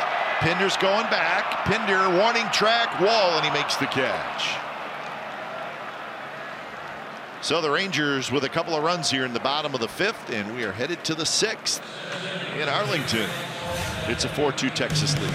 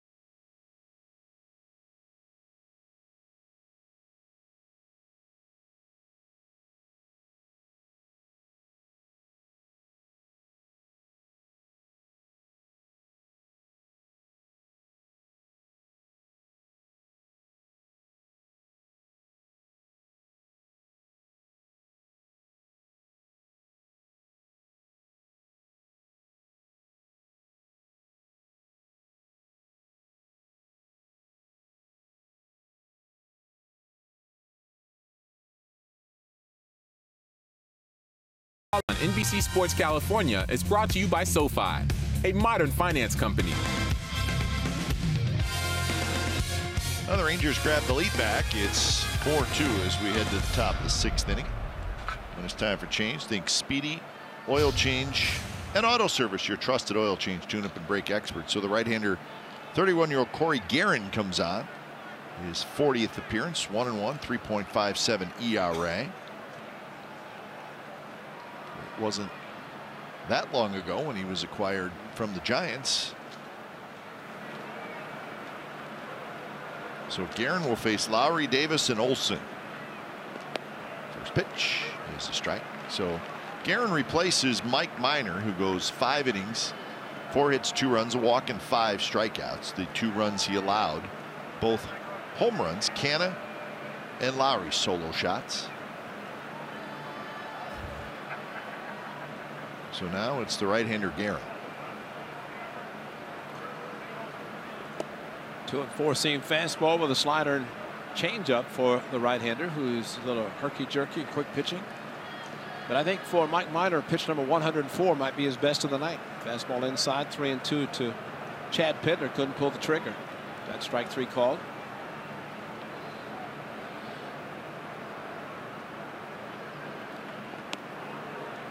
Guerin's windup, it almost looks like he's doing a slide step every time he pitches. Sits in the set position for a very long time.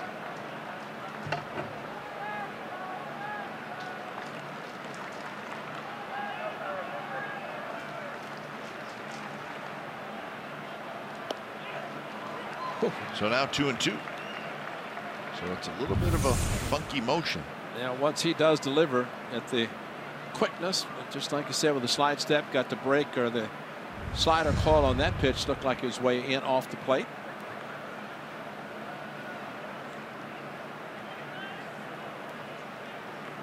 So 2-2 to Lowry.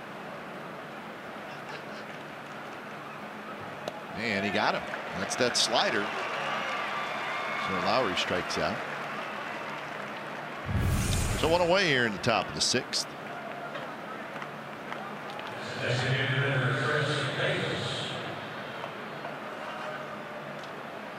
Maybe that wasn't the slider. Changeup. Ball floating away from Lowry.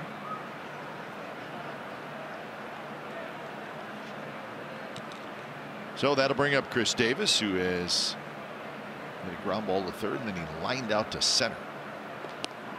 Mighty swing by Davis, and he missed it. 0-1.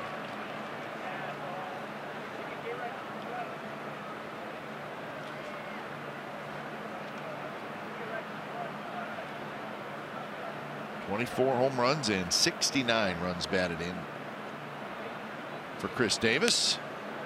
He's behind in the count 0-2. Home run leader in the American League continues to be, I shouldn't say continues to be, Ray. I said is now Jose Ramirez. He's got 30. JD Martinez has 29. Strike 3 called on a delayed call. Chris Davis does not complain very much, and he is complaining to Ben May. And so is the dugout. And Bob Melvin. Well, they can see the height.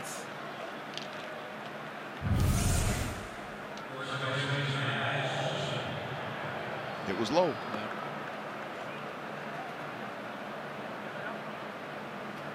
Even Falefa gave him the, that's good 0-2 pitch. Yep. That a babe. That boy, I'm going to throw it back to you. Oh, strike 3. Okay, let's throw it around the horn. That's exactly right. When the catcher does that kind of that little glove point, that means, you know what, that's okay. It's a good pitch. Yep. And then he immediately hooked the ball to third. So 1-0 to Matt Olsen.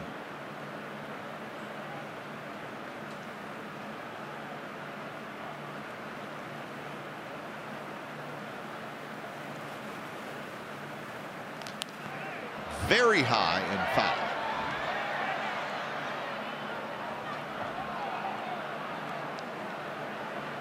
So 1-1 the count to Olsen, who has struck out twice.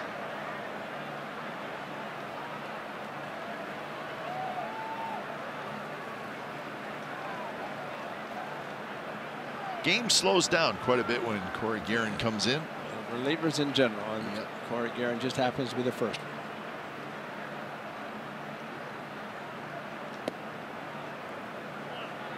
It's when he gets into the set position, he just holds it, which I would guess can probably be a little bit difficult on a hitter. Well, it looked like when Olsen pulled the ball foul, it's like, well, you're going to throw him, I'm going to ask for time. Come on, you can do it.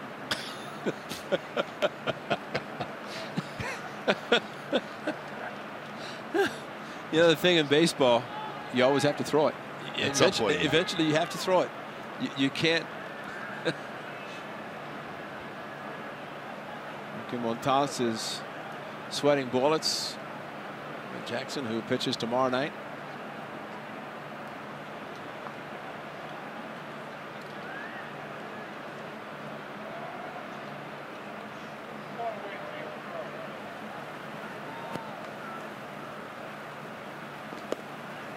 So Olsen takes the walk.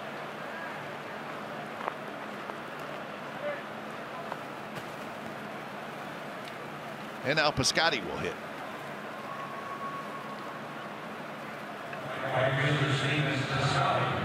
Piscotty, a strikeout and a single.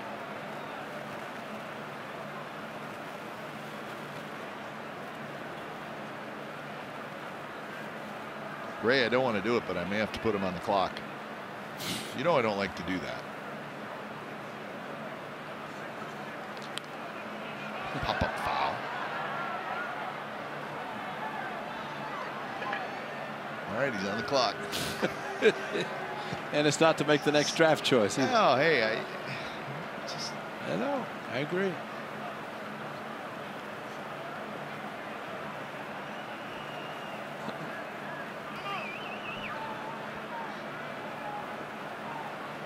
Yeah, the Canna-Guerin matchup could be interesting.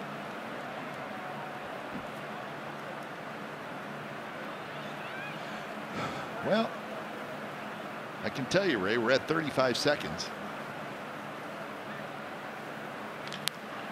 Center field hit deep. Cochi's back at the wall. Oh, and he's got it. How'd that not go out? If it was 32 seconds, it would have. Well, 38 to be exact. 4-2 game.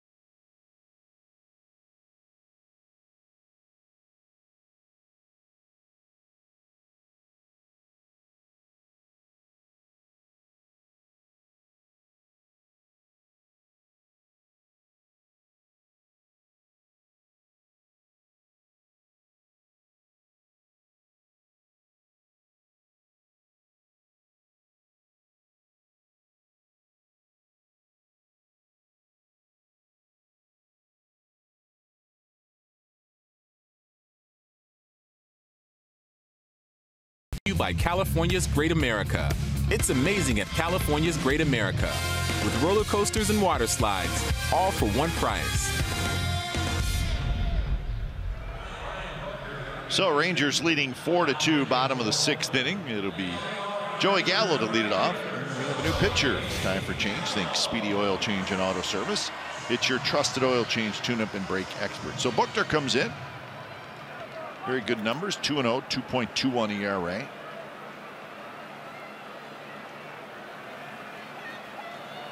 So he'll face Joey Gallo. Guzman to follow, and then Falefa. High to right. Piscotty's back. Go. Upper tank. 5-2 Rangers.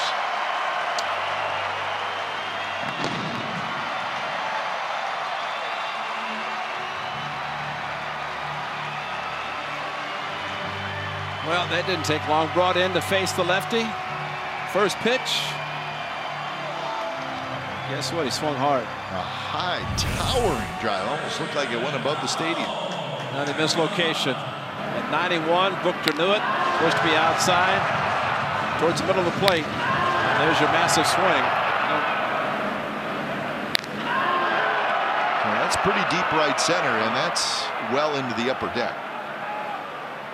I think he'd be a pretty good participant in the home run derby. I think he would be a lot of fun to watch.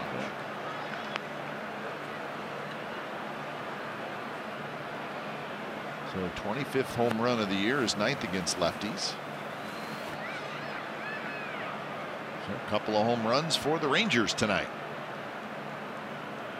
Buchter now faces Guzman. So the night for Frankie Montas, 5 innings, 5 hits, 4 runs, 3 earned, 77 pitches.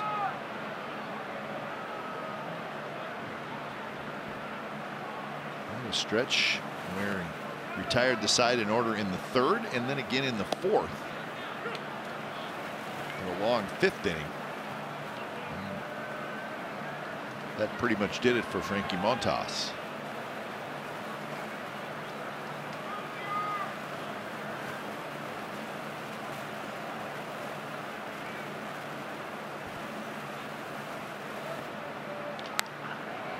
High and foul, 2nd level. Well, this StatCast, it's got to be launch angle. It's got to be up there. Woo! Now that's good launching. 37 to 8. Hang time 6'3", 110 off the bat, 110.9. And yeah, those are moonshots, and he's very capable. Guzman chases that one. So 1 out here in the bottom of the 6th. Well, this is a swing that's kind of like Chu's last night. A breaking ball that he wanted nothing to do with it. You know, the launch angle, if they would have had it during Josh Hamilton's home run derby at Yankee Stadium before they moved, there might have been all kinds of angles on his. I mean, he had some moonshots. Good angle. Reggie's off the light tower in right field at Tiger Stadium. Kiner Falefa hits for the 3rd time. He's 0 for 2. Rangers came in 9th in the American League in total home runs hit, 118 now. They're 6th in the league in runs scored. So the A's are 5th. The Rangers 6th in runs. So the Rangers have scored enough runs this year, but pitching and defense has not been very good.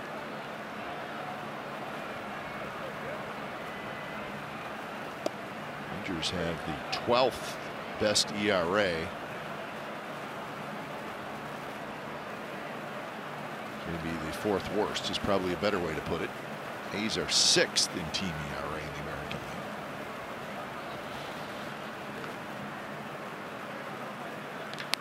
Line drive, left field. It's going to roll to the wall.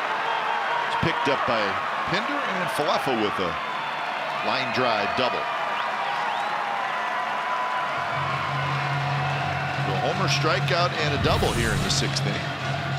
Well, there's something about fastballs that has to be location, and you're not throwing the ball where you want to throw it down the middle. And you get a home run, towering home run, and a double hit very hard.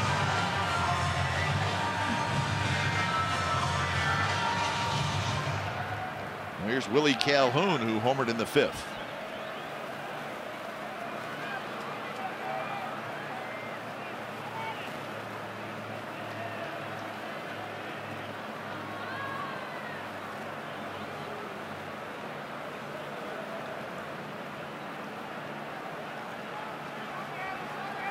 So lefty on lefty with Falefa at second base. Cochi the on deck hitter.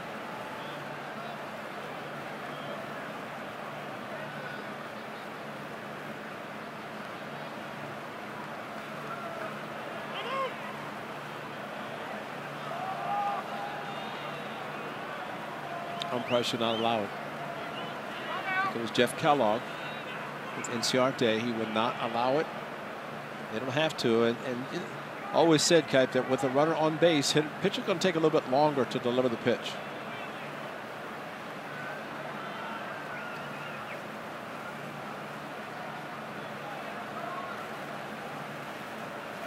First pitch to Calhoun is outside. This was the home run by Calhoun last inning.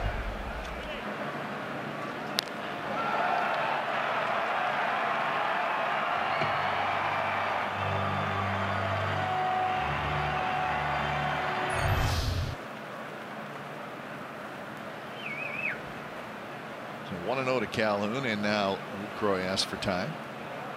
So Lucroy and Booker look like they're having a little trouble getting together.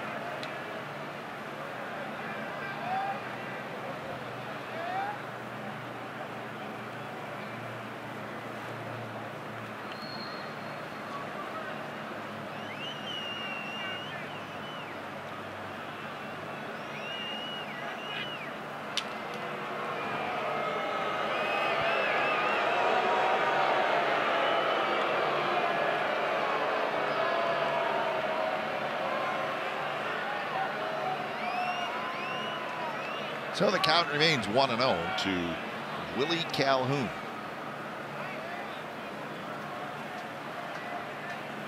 Now Buchter steps off. Calhoun steps out.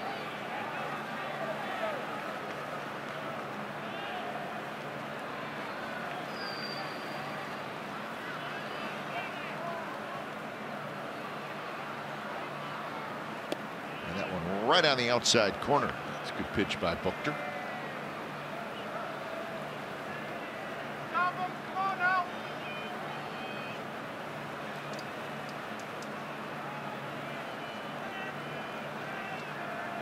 Outfield shifted just a little bit toward left center for Calhoun. Simeon doing his best to keep Falefa close.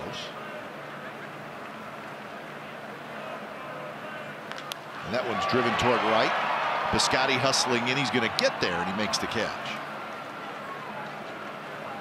Well, it's been 4 years since the Dodgers came into Oakland and almost 30 since that memorable Fall Classic. Be part of history again when the boys in blue come north to the Bay for a 2-game series starting Tuesday, August the 7th, 7:05. Make sure you grab your tickets for this series at athletics.com/California. That's athletics.com/California.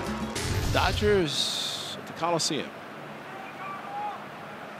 2 games in Los Angeles, 2 in Oakland. And here's Cochi.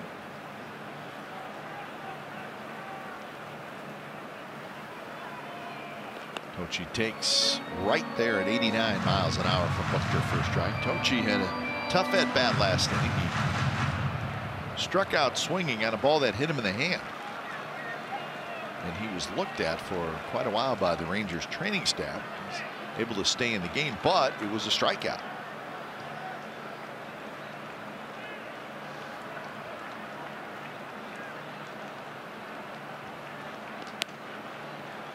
A little bit in on 93 miles an hour from Buchter.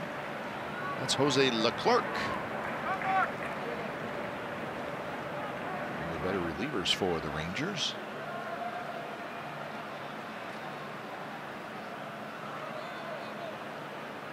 Canna playing a little bit more shallow. So is Piscotty in center and right for Cochi.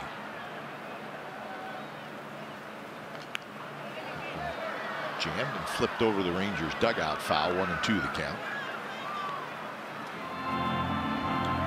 You mentioned that when Corey Guerin came in, the game kind of slowed down. I think just in general, the starters in the game, it goes relatively quick. It's just when the relievers, they start the matchups, and it has a tendency to slow the game down considerably. Yeah, I tend to agree with you, Ray. I think you are absolutely 100% accurate. It's amazing. I mean, you could play the last 3 to 4 innings, maybe an hour and a half, 2 hours.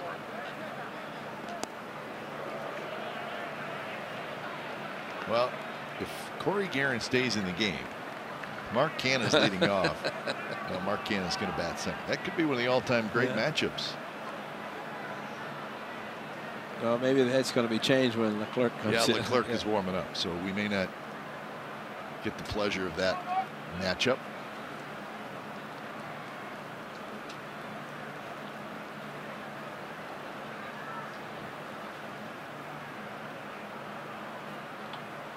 Cochi takes a little bit inside. Close pitch. Just enough off the plate. He wouldn't swing at it, and I wouldn't call it. It's a better pitch that was called the strike when Minor was pitching.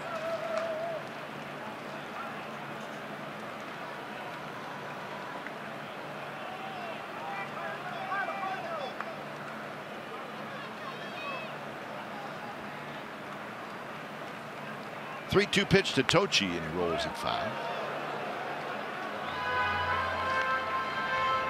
I think my rule should come into play here, Ray.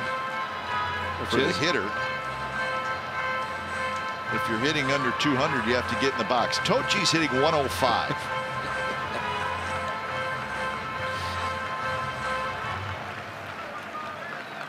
That's a good rule. Huh? That's a good rule. You can't leave the box. If you're hitting under 200, you can't leave the. If you're hitting 105, you can't do anything. You're just standing there.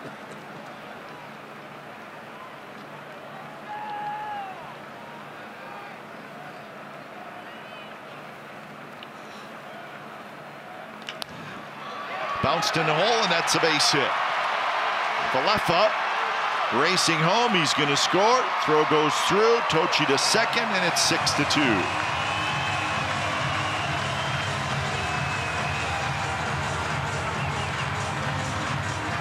Not exactly what the A's had hoped would happen.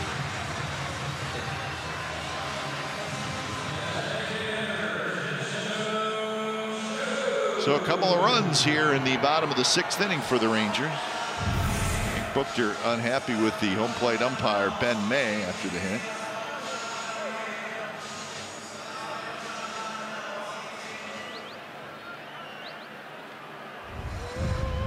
And Bob Melvin's coming out, and he's going to chat with Buchter. He has not taken him out. He may be just trying to calm him down a little bit.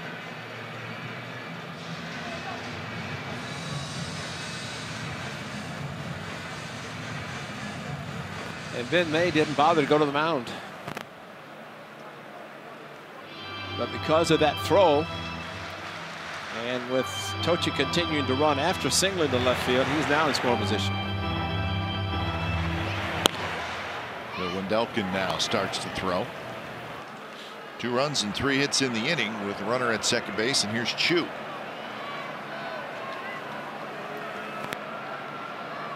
Chu has walked, grounded out, and singled. He has scored a run.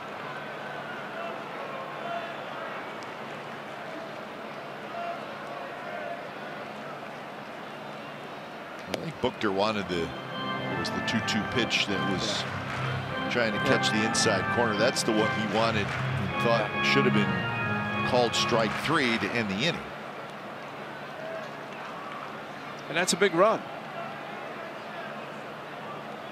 Huge run, because the Rangers just added on. Instead of a 3, now 4. Slowly hit.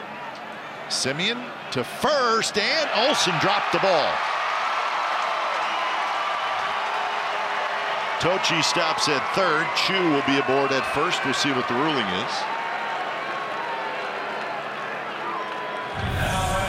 And the one thing that Cochi, fortunately, is not in on the program, because normally the runner continues to go, and so if a ball like that gets away, see Olsen came up because he's aware of it. As the ball eluded his glove, Chu beat it out, ball off the end of the glove. But once the ball got past him, Olsen immediately looked to home to see if Cochi was going to continue to run. So fortunately he didn't. So it's going to be an error on Simeon, E6. So that's the second error in the game. So Marcus Simeon, it's been a while since an error, but it is his 17th of the year. And here's Odor.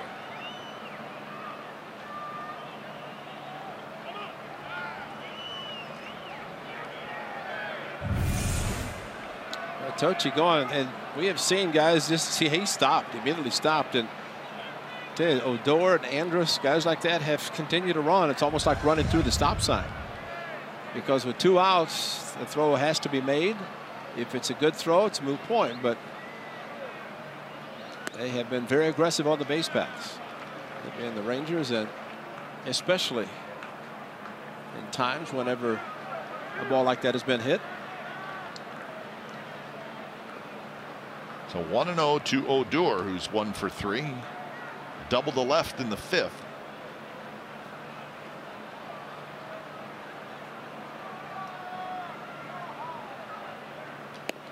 Off the plate, and now it's 2-0. 24 pitches in the inning for Buchter.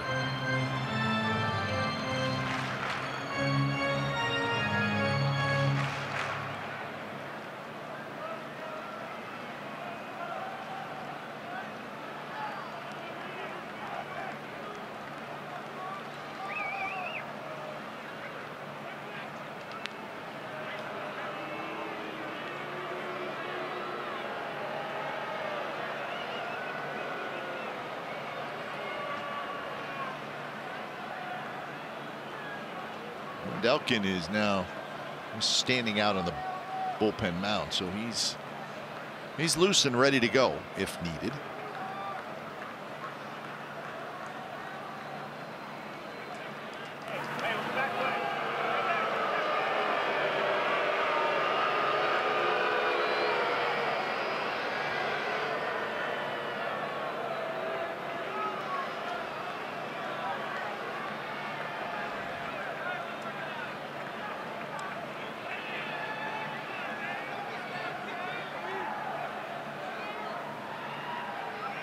Chu inches off, but not going, and that pitch not close, up and into Odor, and now it's 3-0.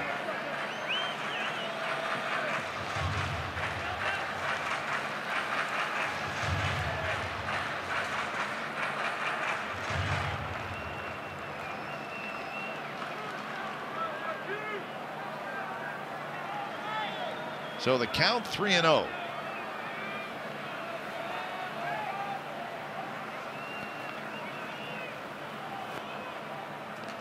And that one not close. Odor stares down Buchter. Now the bases are loaded. And Bob Melvin's coming out.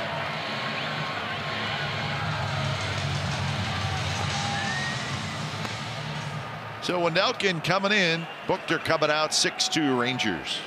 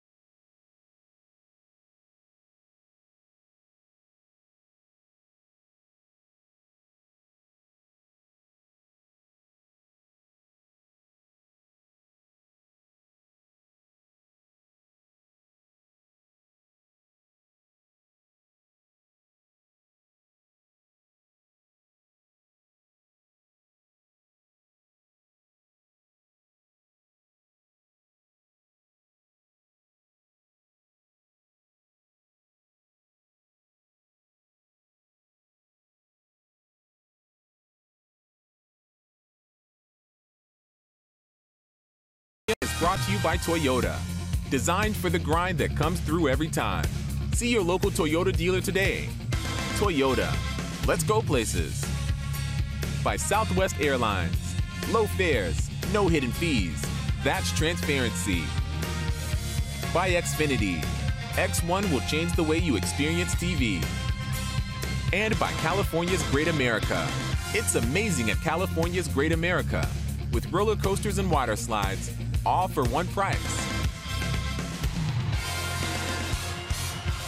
Well, 2 runs have scored for the Rangers here in the bottom of the 6th, but they have the bases loaded, 2 out. So J.B. Wendelken is going to face Elvis Sanders. Just try to get the A's back in the dugout. Listen, Ray, with the A's offense, 6-2, it's not some ridiculous deficit for this team. They're terrific in the late innings offensively.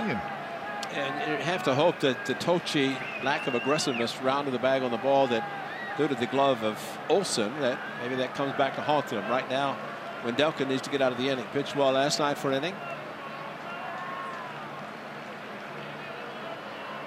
First pitch is a strike. Took a little off.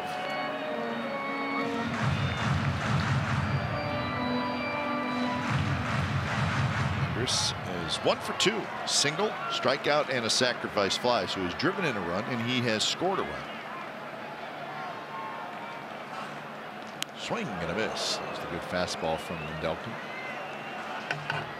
So 2/3 of an inning for Buchter. 3 hits, 2 runs so far. A walk, there was an error, and a strikeout.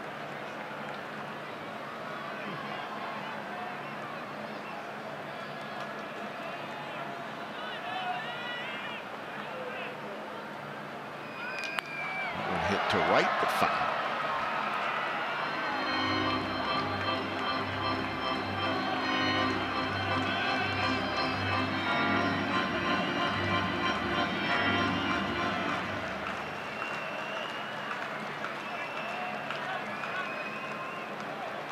Cochi, Chu, Odor. These are the runners.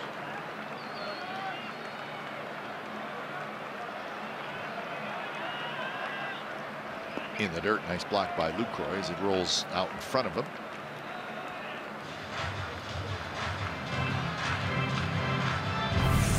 A little herky-jerky delivery and the breaking ball. And again, Lucroy doing a good job getting down and putting the glove between the legs. That's what you want to see, especially with the runner at third.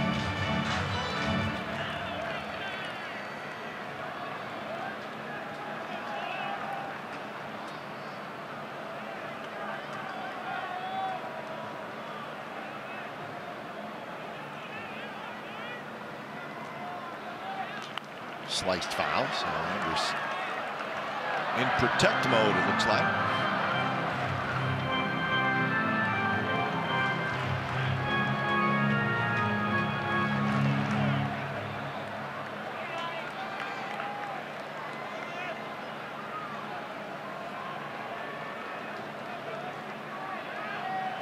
So another 1-2 coming up to Elvis Sanders with the bases loaded. Here it is. And in the checked his swing. Did not go, says first base umpire Lance Barksdale. Well, this is what it makes Elvis Sanders good, because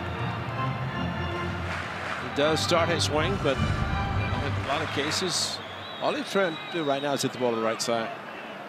That's why the fastball that struck him out in the third inning by toss was a good fastball, because of the approach that he has with a couple of strikes.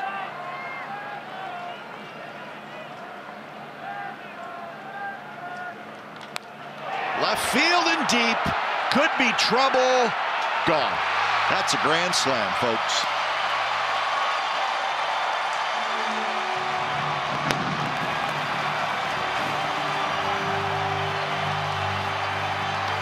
That's the dagger right there.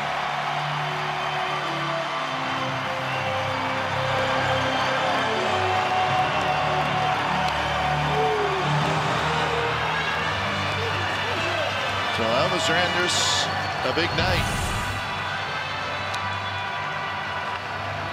There's your 97 inside part of the plate after he checked his swing on a fastball or a breaking pitch away. Really just reacted on a 97 fastball in.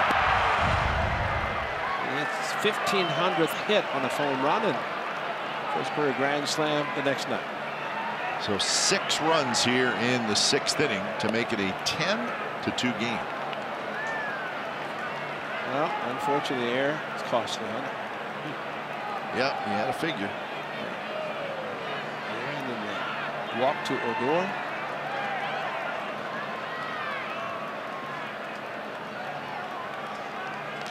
Beltre hits one high down the right field line, but it's going to be foul in the seats.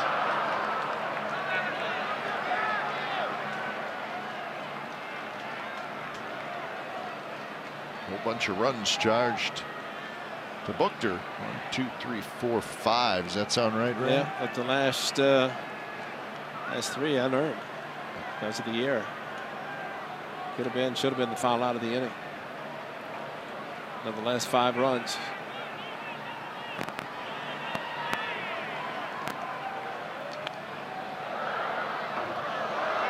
And the count remains 0-2.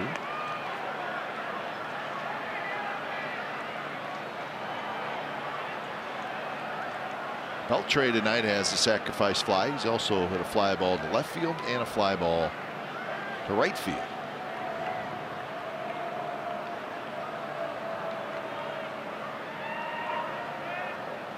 2 pitch again, foul down the right field line.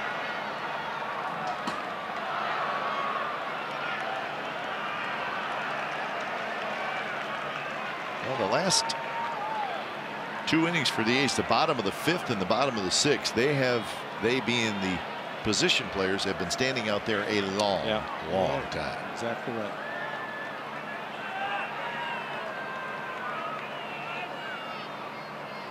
Breaking ball, and Beltre does not chase it.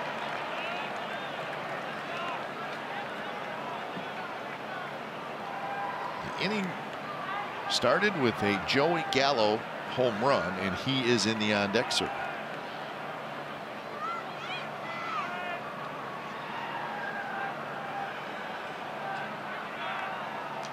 Another foul ball. This one headed to the upper deck.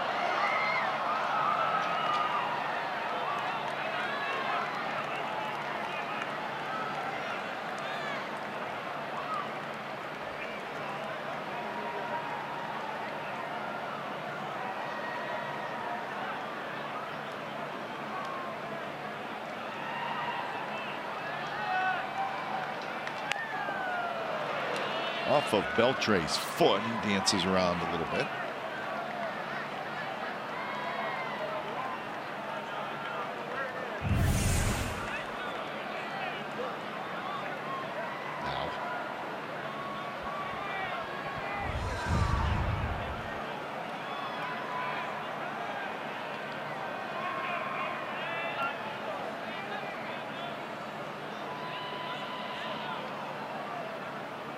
Now 1-2 to Beltre, and that one's hit to left field, but it's playable. Pinder over into left center, and he makes the catch. Side retired. 6 runs for the Rangers. 7th inning coming up. It's now 10-2 Texas.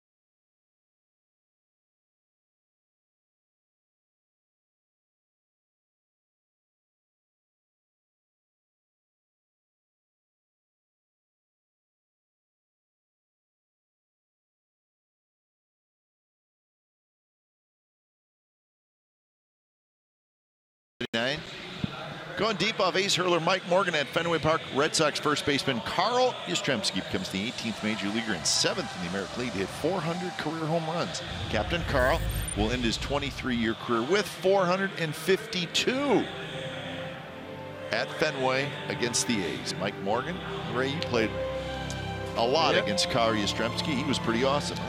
He was outstanding. 3,000 hits, won the Triple Crown. Fenway Park. He could play left field as well as anybody off the Green Monster.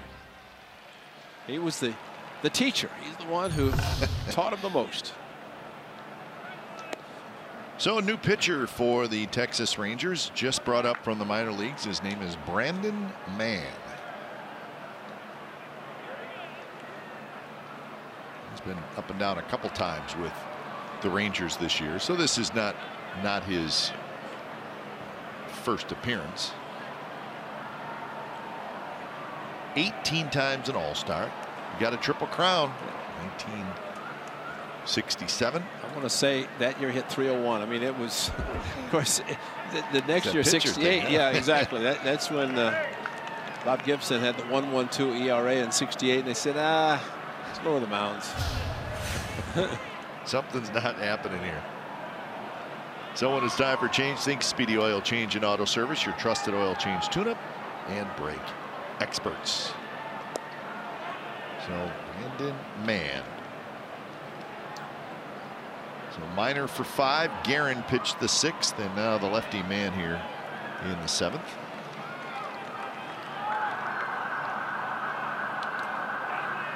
Tough night for the Rangers bullpen last night. That group, 4 innings, 9 hits, and 8 runs. And the 2 best pitchers were position players. Yep. For tonight, though, the A's would love to see Keone Keller. That would mean it would be a safe situation.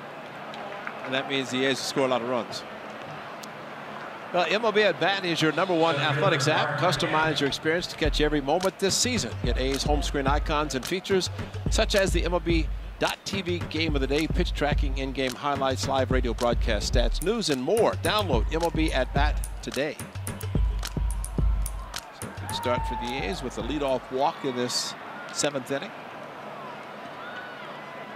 So now Canna will hit. So try see if the A's can make it interesting. Well, the 3 innings they scored their most runs. Thought last night kept it when they scored early, 5 in the 2nd inning, kept adding on instead of waiting until the end. And with all the extra runs. So the ball pops away from Falefa, and Chapman down to second base. So that'll be a wild pitch.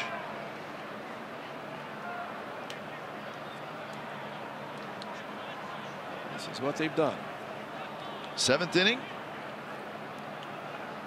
185 runs. 8th inning. 72. 9th inning. 50. Hey, Cap, if they get 185 runs in this 7th inning, that's going to be a great inning. Just add on maybe 15, making it even 200.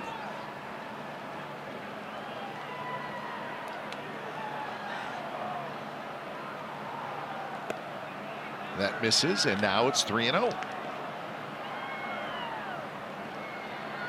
On deck is Jonathan Lucroy.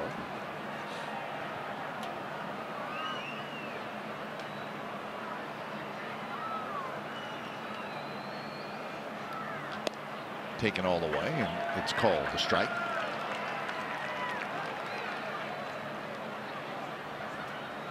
Astros have a 2-0 lead over the Rockies at Coors Field. That game the top of the 4th inning with Garrett Cole pitching for Houston. And it's a walk. So Mann comes in out of the bullpen, just called up from the minor leagues, and he walks the first 2 guys he faces.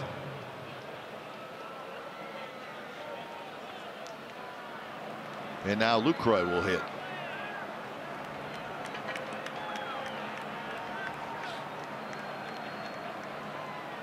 Giants and the Mariners underway. No score, 2nd inning in Seattle. And he's coming in 7.5 games back at Houston.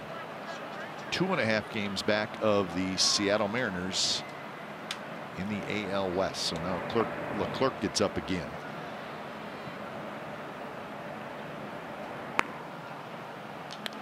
Lucroy with a mighty swing.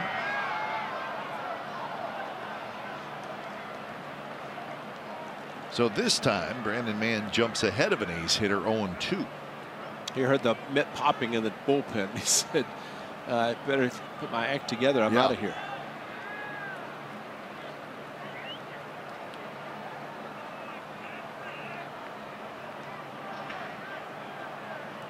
Lucroy bounces it over Matt Williams' head down the left field line. Skips through and right into the lap of a gentleman.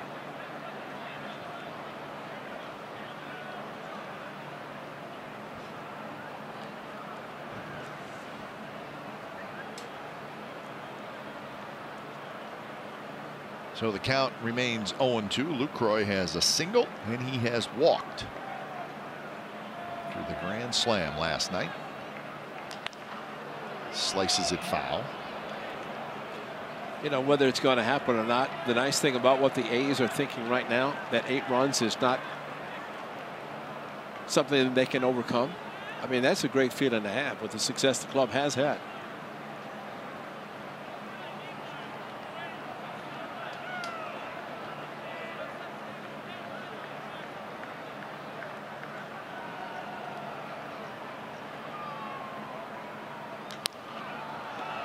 Shallow center.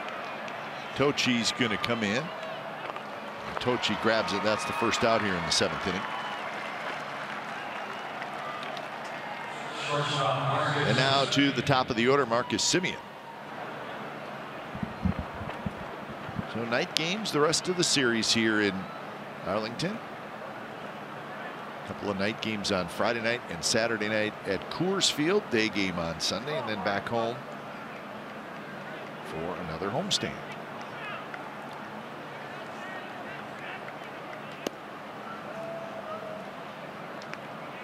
So it'll be interesting to head into Coors Field, where, well, it's a pretty good place to hit, obviously. maybe not quite as much as it used to be.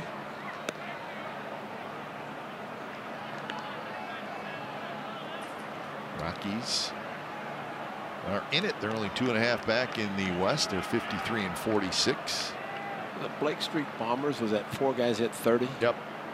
Forget it. Yeah. Go in there and get clubbed. That's fair down the third base line. Chapman will score. Canna headed for third. He's being waved home. The ball gets away from Calhoun, and 2 runs score, and now it's 10-4.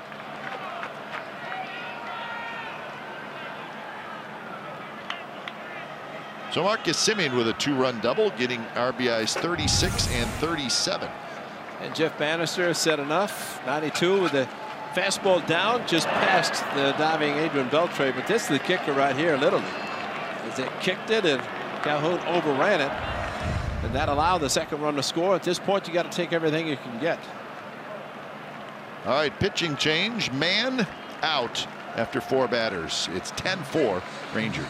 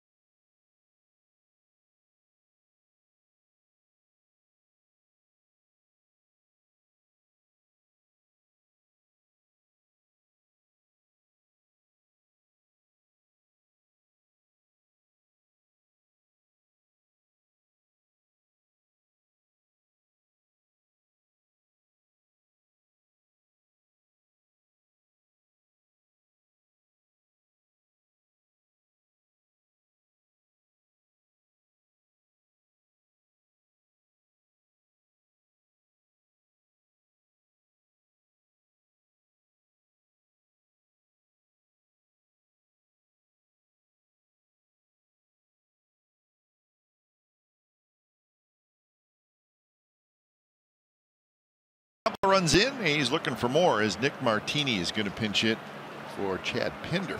So Martini for Pinder, and he's going to face Jose Leclerc. Good numbers, 2-2, 2.06 ERA. Look at the strikeouts and the innings pitched.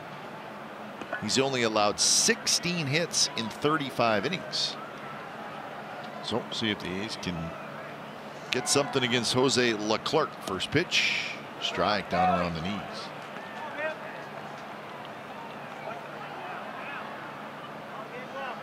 So Martini hits for Pinder. Pinder was 0 for 3.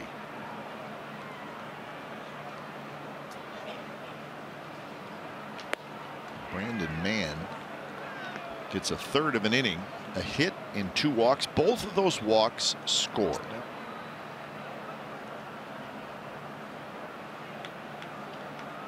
Thing of beauty, that's what you like to see. Get them on, get them in. So now the count 2-1 to Martini. With I'd like to get the big hitters up here. Lowry and Davis after Martini.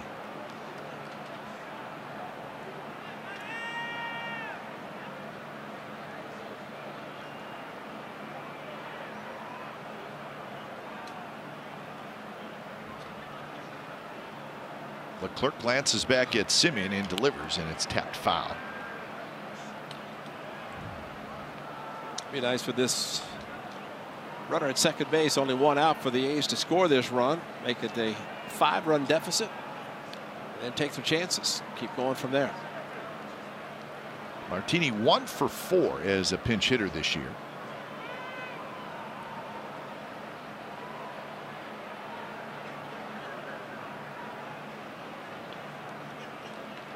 Two delivery. And he slices it to left. That's a fair ball. That's going to be another run. Martini hustling for second, and he's going to make it. Back-to-back RBI doubles, and just like that, it's 10-5.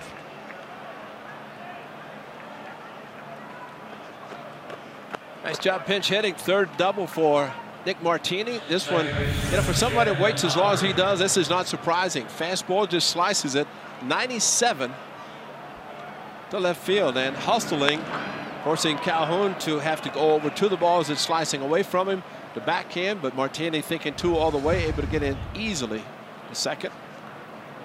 So 3 runs in, and the A's not done yet. Here's Lowry. So they do get the big hitters up with runners in scoring position, and Lowry takes outside.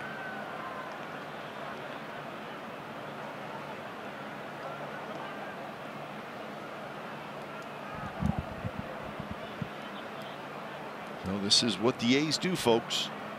It is the late innings.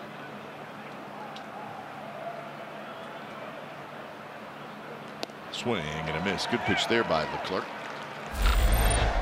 Jed Lowry from the right side. He'd like to do it from the left side. This is against Minor into right center. Giving him his 17th home run of the season. A career best. That's great for him. So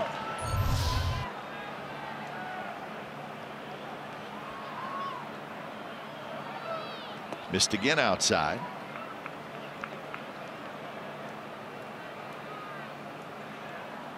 The guy we hope comes back will be Matt Joyce, who had a career high home run total last year. He's been on the disabled list. 25 he finished with. Yeah.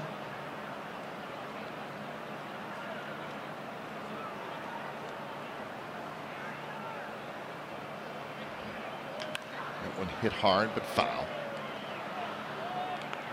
97 miles an hour from Jose Leclerc.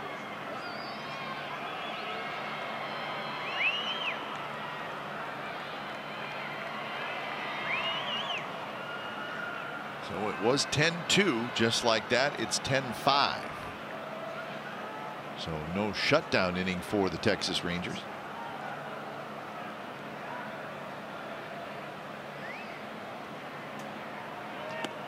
And that one just missed outside. Close pitch, 3-2.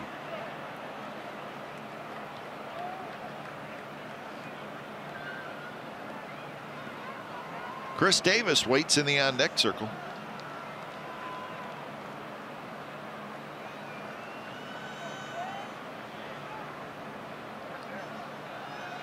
Andrus trying to keep Martini close. He's right behind him. And that's going to be a line drive, and that's going to be a base hit. Gallo has it. Gallo with a good arm. He gets it into the cutoff man. First and third, 1 out.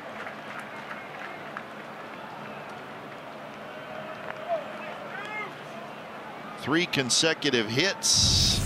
It's got a bat by Jed Lowry. Off speed. Ball floating up and away. It might even been ball 4, but instead he got a base hit. And you're right about Gallo, a very strong arm.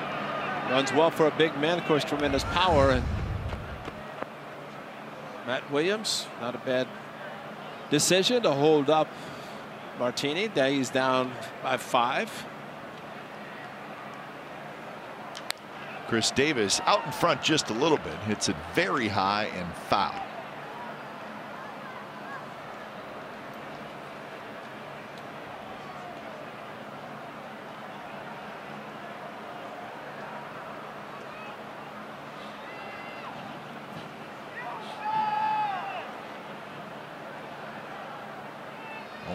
To Davis, and now 0-2. Davis tonight, ground out to third, line out to center, and he struck out looking in the 6th inning.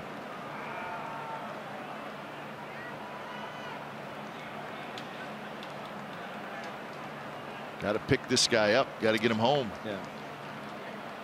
Yeah, it did happen in the bases loaded inning. That was in the 5th, and that was huge if they did not capitalize on that one. And Davis swings and misses. So Chris Davis 0 for 4 with a couple of strikeouts.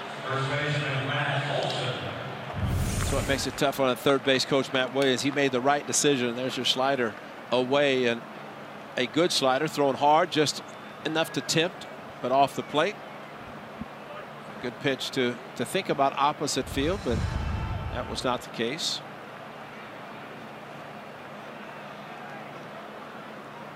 So now it's up to Matt Olsen. Swing and a miss. 95 down around the knees from Leclerc. Olsen, a couple of strikeouts and a walk so far tonight.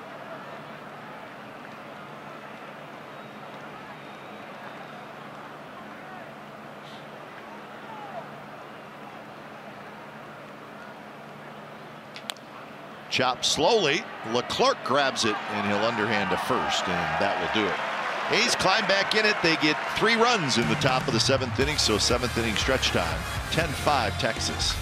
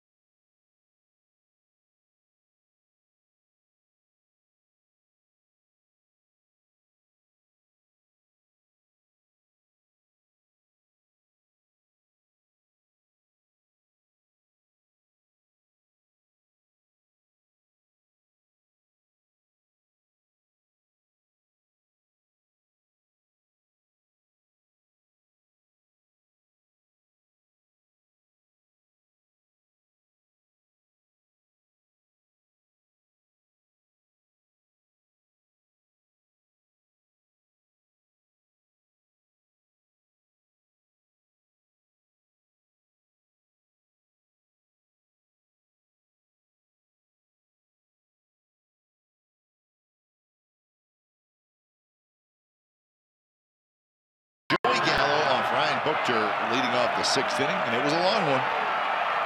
Gallo can hit some long ones. It was his 25th home run of the year, and that is our Chrysler drive of the game. Bottom of the 7th, 10-5 Rangers, and Gallo's going to lead things off. J.B. Wendelken stays out there. Nick Martini is going to stay in the game and play left field after pinch hitting for Pinder.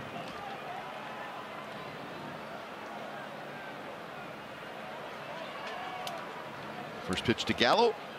Off speed on the outside corner, first strike.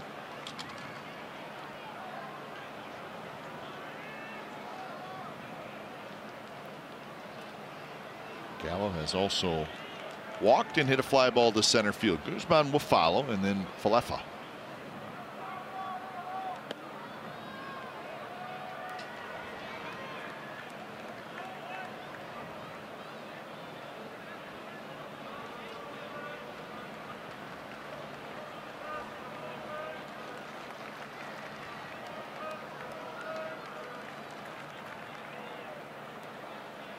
Outside, and the count 2-1.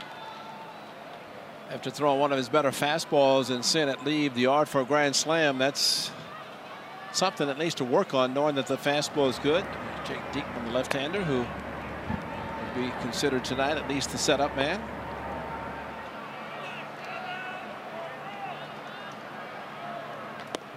Strike, and it's 2-2.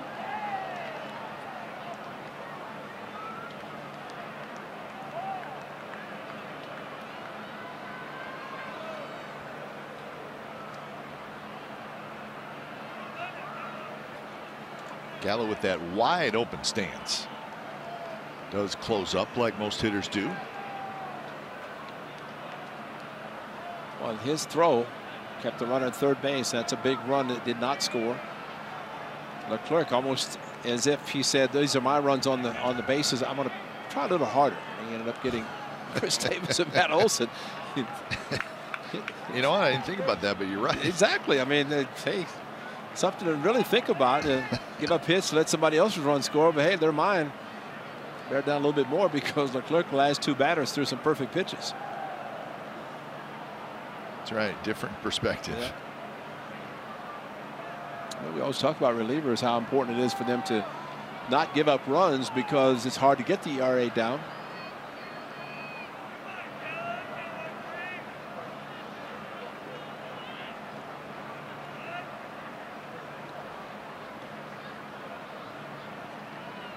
Payoff pitch. Here it is. And Gallo takes outside. He walked it. Big news coming out of New York tonight. Looks like the Yankees have acquired Zach Britton from the Baltimore Orioles for 3 minor league pitchers. Tate, Carroll, and Rogers. So a lot of teams interested in Zach Britton for many, many reasons. And the Yankees are the team that get him. So Zach Britton will go into what is already a very, very good Yankees bullpen. Wow. So the Yankees doing the let's shorten the game even more strategy, which is not such a terrible idea. But you think about, the Chapman and Betances, who has actually turned it around now. He's having a good year, and Robertson, but a couple other guys that you haven't heard of as much. Chad Green's having a really good year. James Holder. I mean, all these guys having great years out of the bullpen, and now Zach Britton is going to join that group in New York. So that's the big news out tonight on the trade front. So the Orioles have traded Machado, and now looks like they're going to trade Britton. And still a week to go. A week from tonight is the deadline for a non-waiver. Orioles actually won tonight. Brad Brock got the save, and his name comes up a lot in trade rumors. The Yankees beat the Rays 4-0 behind Tanaka tonight. There was talk about with Sanchez going to the DL, would they go after another catcher? Yep. So it'll be a busy week. Yep.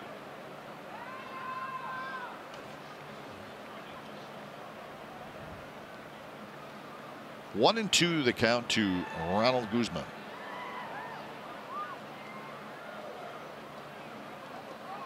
And he swings and misses, so he's going to be retired, but Gallo's going to hustle down to second base. So it'd be a strikeout and a wild pitch.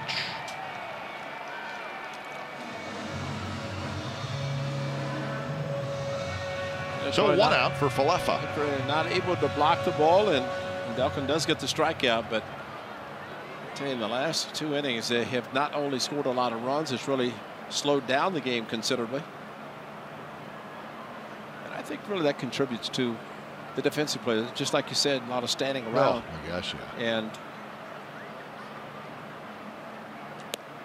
how can it not? Yeah.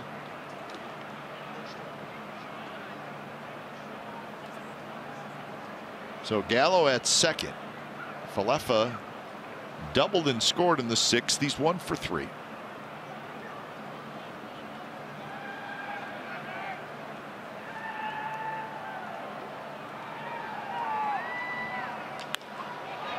Shallow right. Piscotty hustling in. Piscotty, nice running catch. He was playing in a little bit and shaded toward the line. So good positioning by the Got to do it. And again, we saw Pinder burnt a little bit earlier on a ball hit by Odor, but still, when you're playing shallow, see where Piscotty is in your upper right corner. If he's playing back, which we have seen outfielders do, then that's going to be a base hit. Probably a run batted in, or at least a runner Gallo to third base, but he stopped and realized that Piscotty was going to be there, and a good play by the A's right fielder.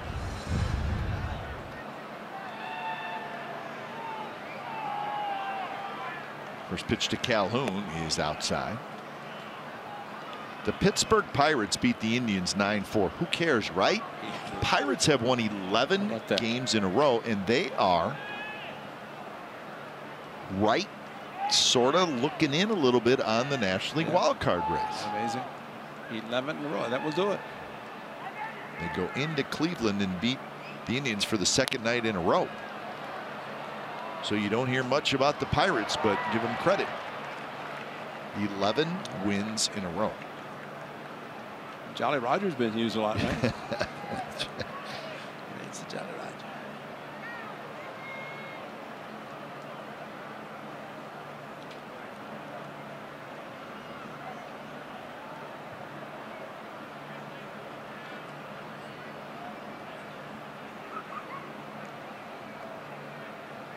Calhoun rolls it toward Lowry. And Lowry throws out Calhoun. And the Rangers do not score. A couple more chances for the A's as we head to top of the 8th.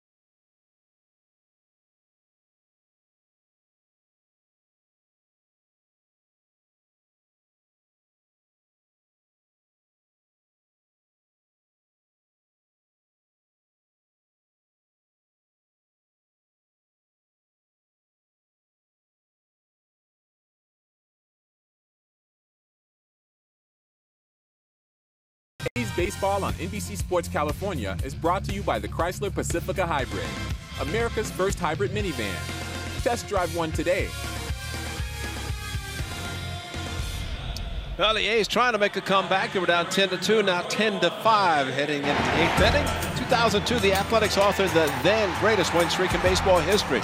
20 straight wins propelled the A's to the playoffs. Join us as we celebrate the return of the streak team on Saturday, August the 18th. That's against the Astros 105. First 15,000 fans will receive a streak team t-shirt presented by Cash Creek Casino Resort. Grab your 50th anniversary memory. For tickets, head to athletics.com. Top of the 8th inning, Stephen Piscotty will lead things off. And the new pitcher is Jake Diekmann, left-hander.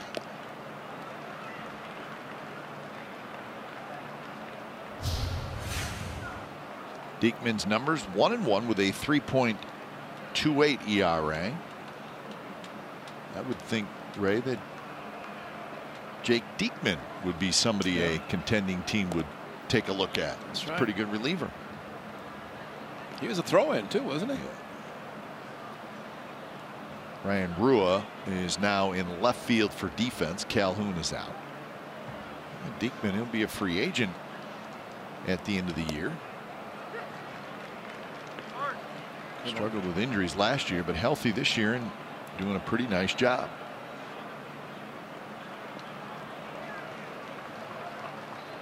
One and two to Piscotty.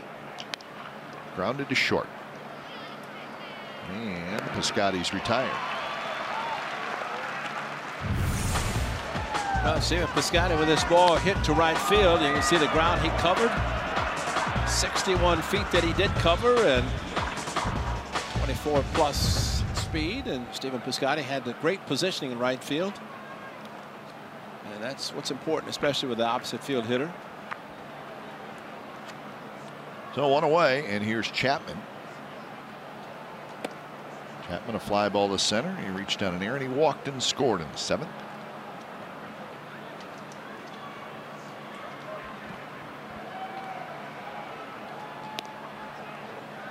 Astros still leading the Rockies 2-0, bottom of the 5th.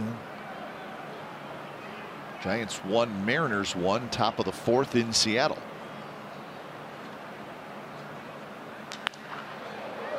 Heads up.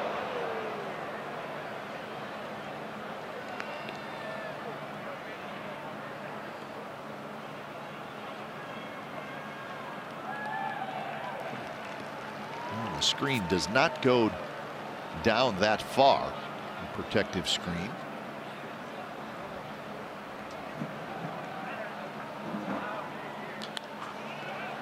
Another foul ball toward the upper deck.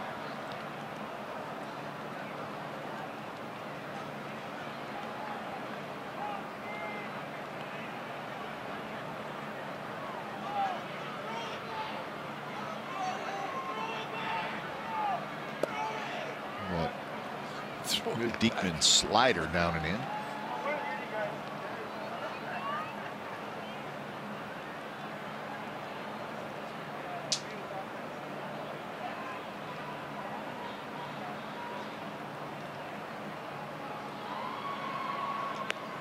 And the 3-2 pitch, not close. So the A's have a one-out base runner. Rather an interesting move, because in this inning, Diekmann comes in the lefty facing right. First 5 are right-handed batters. Then you have Martin, the left-hander. But being the setup man and 5-run lead, again, I think the A's would love to see Keller, who's maybe due for a blown save. He hasn't had one, so maybe that's something that A's can just keep coming back. You never know. Scored 3 last inning. Slider misses outside. The A's will make him throw strikes. We know that for sure.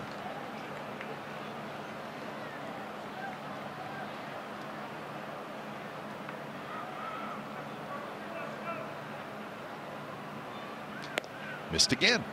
Not close. And now it's 2-0. Well, it's the 3rd inning. A big shot to the back wall here when the sun was out.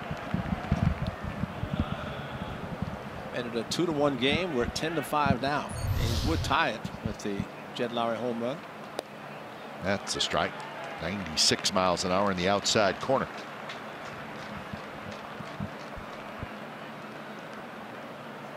So 2-1. Canna steps back in. Outfield playing Canna to hit the ball toward right center.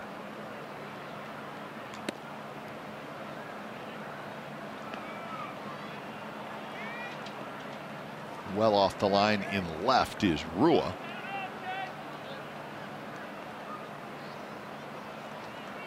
Crowd tonight 18,249. And there's another walk. Rangers are trying really hard to help the A's out, aren't they? Yes, they are. 2 walks in the 7th inning. They both score. And now 2 walks here in the 8th inning. Doug Roquel taking a trip to the mound, not worrying about a mound visit.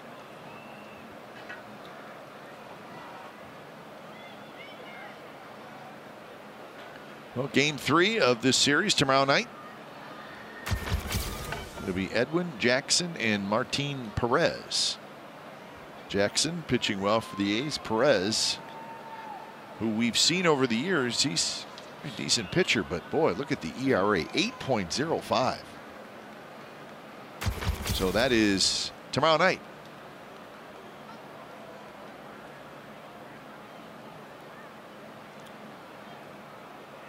Lucroy popped up with 2 walks last inning, and it seems like last inning. Seems like 4 days ago. It's amazing.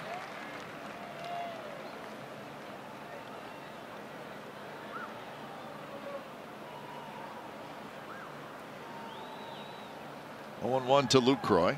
Single, walk, and then the fly ball to center. That one's lined into the seats. Yeah, good thing about Jonathan Lucroy. He hit a grand slam last night, but it's not like he's at the plate every at bat trying to hit a home run. Of course, at one time with the Brewers, a power hitter, extra base hitter, and he's not too happy with the fact that he's not driving the ball the way he was. Right now, ball into left center with plate 2.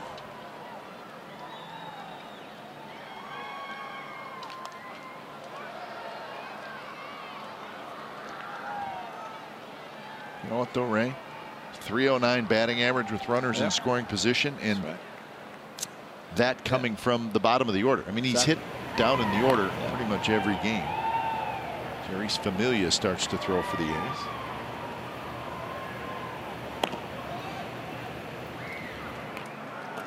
lays off that one. 1-2.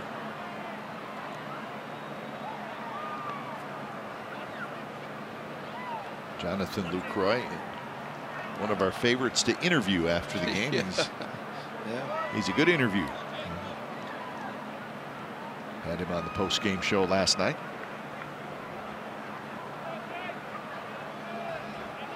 He gives you honest, thoughtful answers. That's right. And considering last night, as hot as it was, and as long as the game was, and he spent a lot of time, didn't even take off his catching gear. That was impressive. Yeah. Sweating bullets, but just kept it on. Probably had to peel it off anyways. 2-2 pitch. Not close. 3-2. Chapman at second. Canna at first.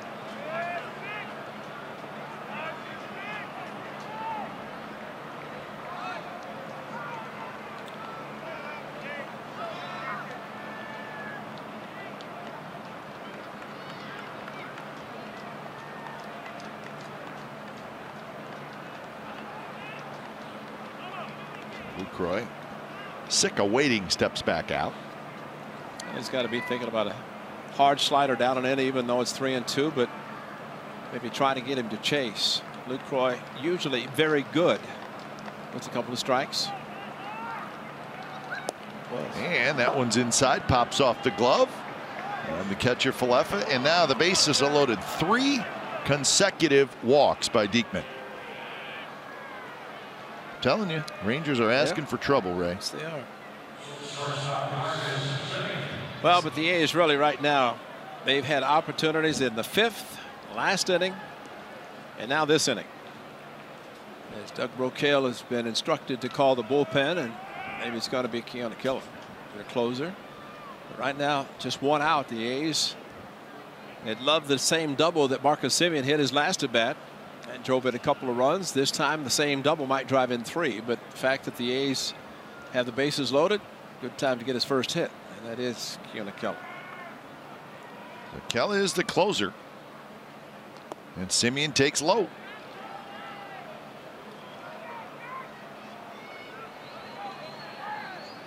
He scored 3 in the 7th to make it 10-5.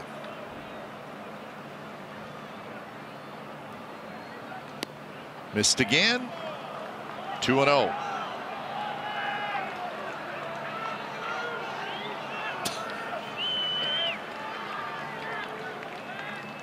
Frustrated group of fans right below us, blaming it on the umpire. I think right now the umpire Ben May's doing a terrific job in this inning. Well, you said last night he was your favorite. Right now they are shading Marcus Semien to right field. A huge gap. That old straightaway center field base hits a double triple. Good swing by Semien, and the count 2-2. We saw that in Houston with Nick Martini hitting, and they were just the other way. And right now there's such a look at center field and where the center fielder Cochi is playing. I mean that is the huge gap. You know, again in Houston with Martini, it was just the opposite. Huge gap from center field to right center.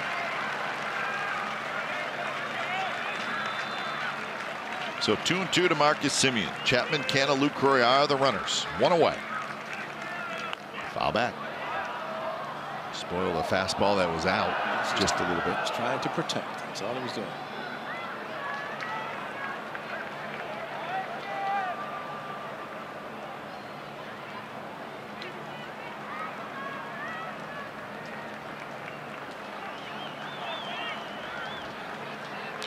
Bounce to short. Andrus bobbles it. Everybody's safe. Run scores. Would have been a double play. Instead, the A's get a run. 10-6. Yeah, you're right, Cap. That was going to be in the sure hands of Elvis Sanders. This time, we're not so sure. But maybe a little bit right there, the base runner maybe distracted him at least a second momentarily, because as the runner, Canna going to third, ran in front of him and then just tried to flip the ball back. So basically it's a run batted in, cannot assume a double play, but E6. And Marcus Semien will take it. So indeed, E6 and an RBI for Simmons. He's got 3 tonight, and now it's 10-6. And this is Nick Martini for his second at bat. Swing and miss.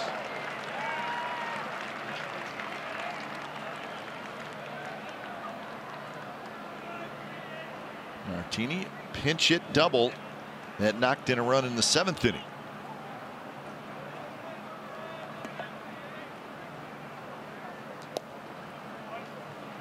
For Diekmann, 30 pitches in this inning and only 1 out. Of course,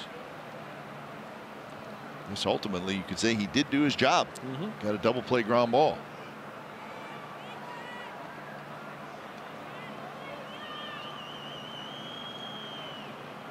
And that hit him. Canna will trot home to make it 10-7. I don't think this is going to be it. He's not going to face Jed Lowry because remember Lowry hit the double off the right field wall, hitting right-handed. That he's going to face Keone Kela with the bases loaded. And Diekmann, and you know, Kipe, you said it best. He did his job, but yeah, he also walked 3. That's true. You're right. Good call. So when it's time for change, think Speedy Oil Change and Auto Service, your trusted oil change, tune-up, and brake experts.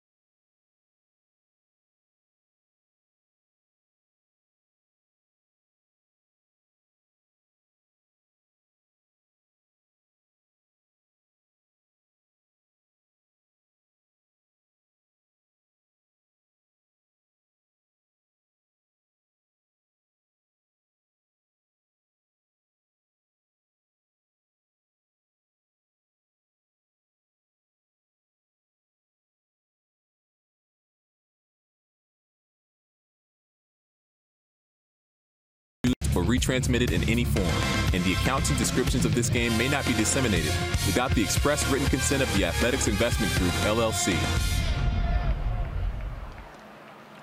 So we have a ball game, 10-7. Bases loaded, 1 out. The Woolhat is out again tonight. Same guy from last night. It's good luck. So Keone Kela comes in to face Jed Lowry. First pitch is outside. Kela is the closer, and he's going to need to get 5 outs tonight if he's going to get a save.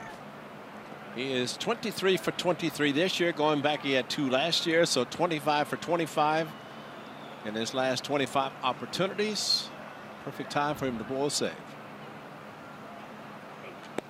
And there's a strike. 96 miles an hour from Kela. Lucroy at third, Simeon at second, and Martini at first. This inning started with a ground ball by Piscotty, the shortstop. Well, the A's don't have a hit. That's right. 3 walks, an error, and a hit batter. Do not have a hit in this inning. So you're saying now would be the perfect well, this time would be, to you're going to have to gapper? get one sooner or later, probably. To hit a gapper?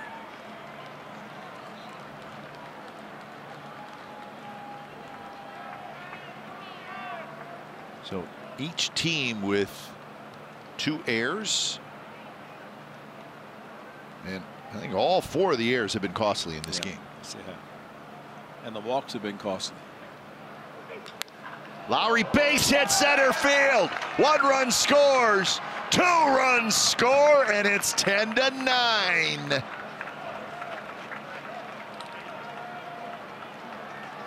Should have known. may have got a piece of Kella. He reached out for it, and it did get a piece of his pitching hand. Watch this. Worst thing you can do is that. Ooh. And he's shaking his hand. It's still hard. Bar hit so hard off his hand into center field. I don't know if it slowed it down that much. But Jed Lowry, 2-strike hitting back up the middle. So 3 hits and 3 RBIs for Jed Lowry.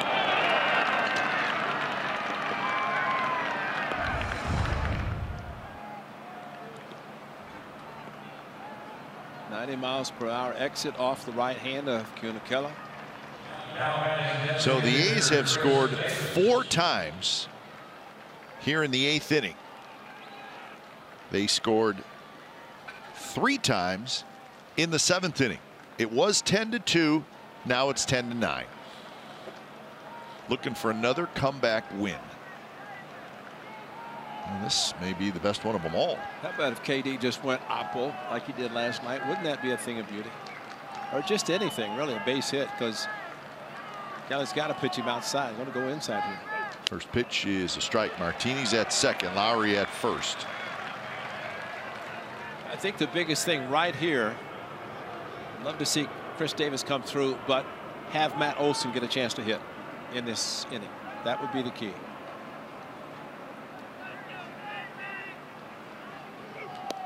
And now it's 0-2. That's why these are the times home run would be great, but a base hit. In his last at bat, the same thing with Leclerc. 3 pitches and a slider outside for the strikeout, and that left a runner on base at third base, less than 2 outs. This one off speed pitch that runs inside.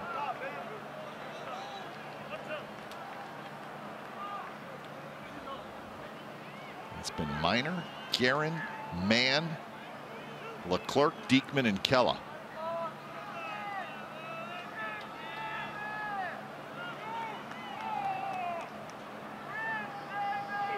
Davis, did he go? No, and the ball squirts behind Falefa, and the runners move up. It was not a swing, says Lance Barksdale, the first base umpire.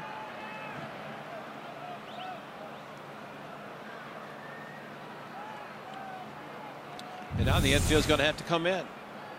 That's not even close to being a swing. And there's probably the inexperience of Connor Falefa. Look how he tries to back in. First of all, he's crossed up. That's a cross up. And that's the reason he didn't try to block it, because he was crossed up. Davis, good swing to keep the count at 2-2. Well, this is a base hit time. Sac fly, anything. And with the infield in for Chris Davis to make solid contact, they could shoot through the infield quickly.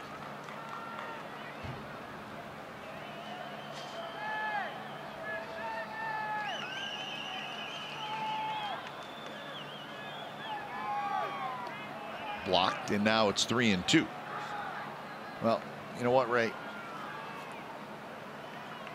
We all love Chris Davis hitting home runs, but he's got to put it in play. Absolutely. Here. That's the key right there. And that's a big time block by Connor Falefa, and you can tell the difference on that one.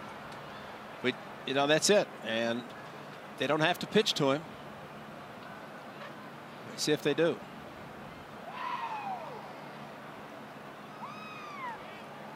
Three-two pitch. Here it is. Got him.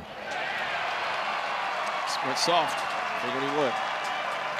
And Chris Davis strikes out for the 3rd time in the game. Now that's the 12-6 curveball, and he's got a good one, probably the best that we have seen in a while to throw it as hard as he does. And would you agree, Ray, that if first base isn't open, he probably doesn't throw that pitch? Yeah, I agree. If it's first and second, you're right, because it's not really the pitch for the double play, but at least he does bring out Olsen up, give him a chance with 2 runners on. So the A's need a hit from Olsen. He takes a first pitch strike. Olsen is 0 for 3. A couple of strikeouts, a walk, and a bouncer back to the pitcher.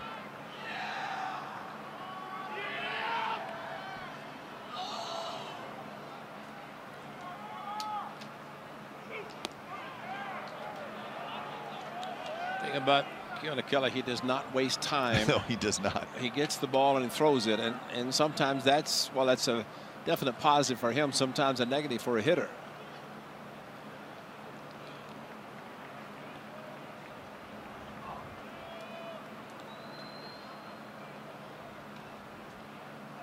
Got the pitch he wants to Olsen. Here it is.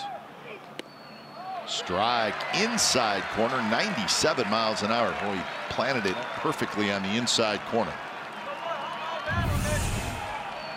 He is this good.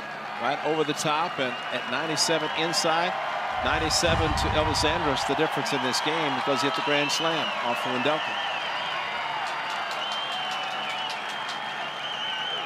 And Olsen, no. There's your quick pitch. Quick pitch and a curveball. And Olsen with the swing. Good call. Yeah. He did not go. And the count is even 2-2.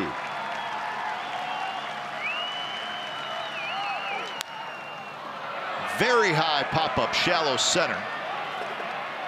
Cochi is there, and he's got it. So the A's come storming back. They score 4 times in the 8th inning. It's now 10-9 going to the bottom of the 8th.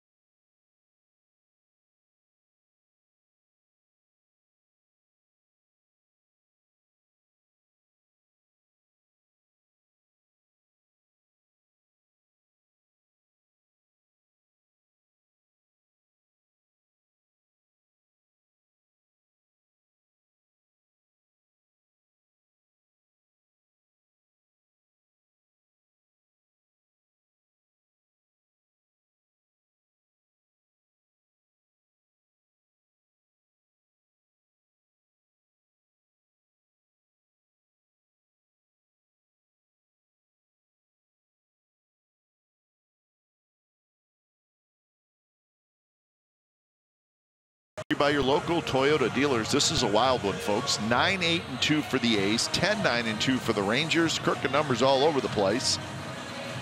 Montas went 5, Minor went 5. Canna with a home run. But man, I think our conversation in between innings, Ray, may have said it all. I'm not sure if either team wants to win or wants to tie. I don't know. Deserves. Either team deserves. Yeah, you're right. That's, you know what, not want, maybe deserve would be a better way to look. But you know, you can see is Familia that comes in for his second A's appearance, but you can see why Keone Keller's good. I mean, he had a chance. If Chris Davis gets any sort of fly ball, base hit, anything, he blows a save. See why he's 25 for 25. Sure. And it's going to be a different story depending on his hand, and he stayed in the game. And you know, he could have come out. It would not have been his blown save had he come out. His runs, but you got to give him up. But Familia's got to hold him right here. And he did a good job on Sunday in picking up a win, pitching 2 strong innings against the Giants. So he faces Cochi, Chu, and Odor here in the bottom of the 8th inning.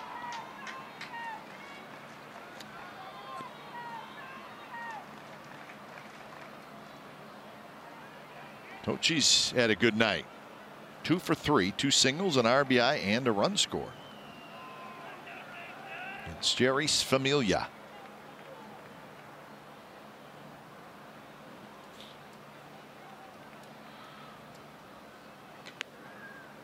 Little bit inside, not by much. 2-0 the count.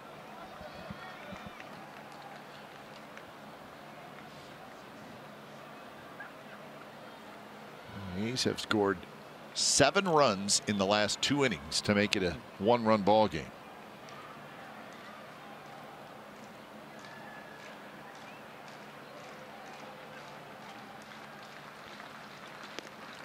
And there's a strike. So Wendelken goes an inning and a third. Gives up a hit, a run, a walk, and a strikeout. Remember, the 1 hit was the home run to Andrus, and it came with the bases loaded. The other 3 runs were charged to Buchter.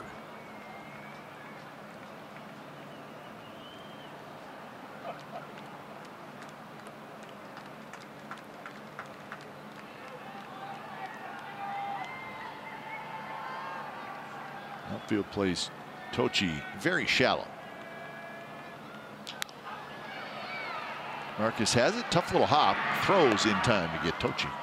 Smart play today brought to you by your California Ford dealers. 4 runs for the Athletics at the top of the inning.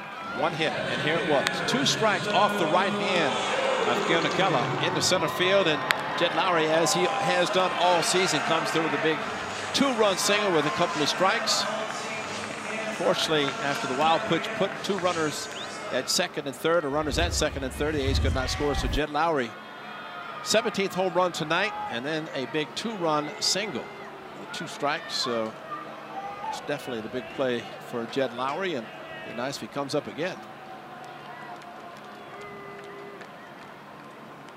Chu hits with 1 out. Chu doing his thing tonight. He's been on base 3 times. He's walked, singled, he reached on an error, and he has scored twice.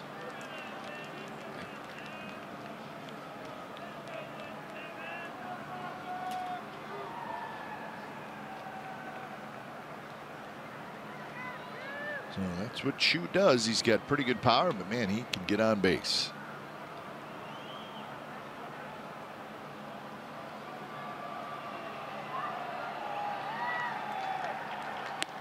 There's a strike. Chu's got a on-base percentage of .402 coming into tonight's game.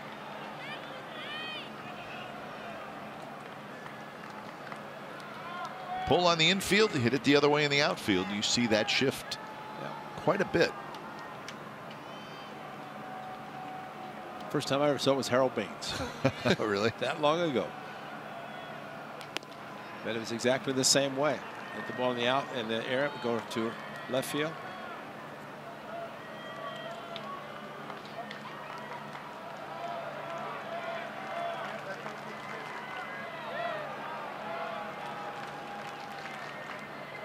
So 2-1 to Chu with Odor waiting in the on-deck circle. And now 2-2. Astros still shutting out the Rockies 2-0. That game now in the bottom of the 7th inning. There it is. See, there's the shift, and there's why they do it. Yeah.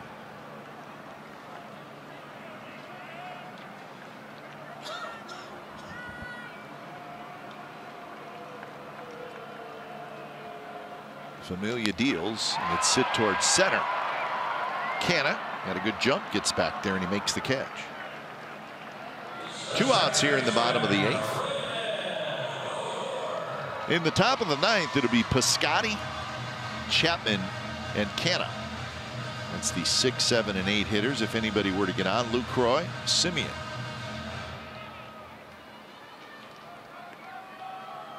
Giants and Mariners tied 2-2 after 4.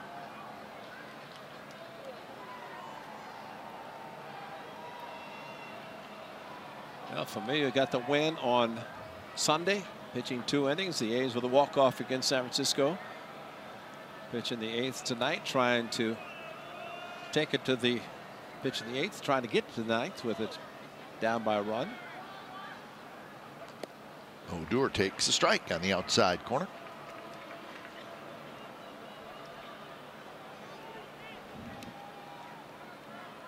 Odor's been on base 3 times. Fielder's choice, walk, double, scored a couple of runs.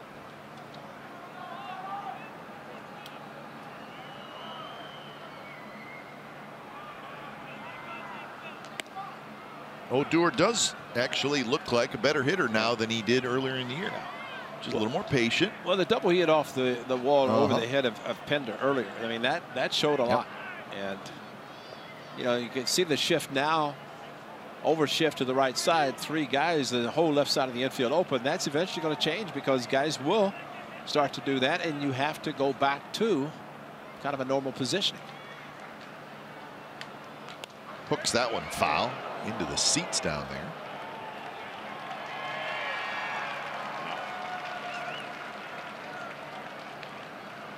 Well, I'm glad everybody's smiling because that stuff scares me. Especially the guy with the blue shirt and numbers and with the baseball. Man.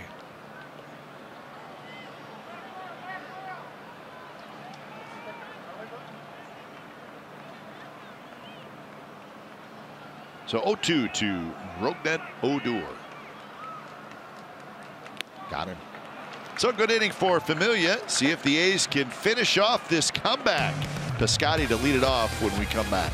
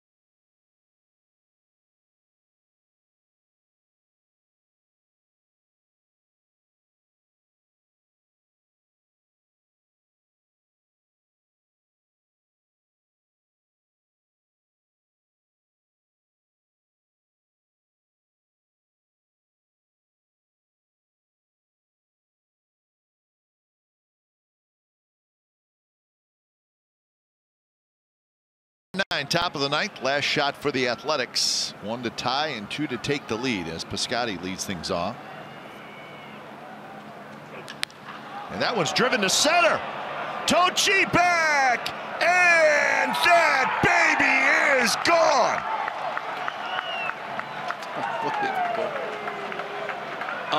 Unbelievable. He did it in San Diego. He does it tonight.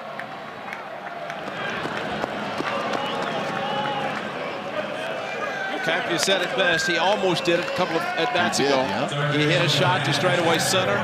And so Piscotty, as he did in San Diego, there's Voos. But he does it again tonight. First pitch hitting, crushed a fastball. Keona Kela blows the save. 25 consecutive gone. Just wonder how much his hand is affected by the ball off his hand last inning. Forget it, though. Stephen Piscotty crushed it. So here's Chapman. So home run number 14 for Piscotty. Straightaway center field.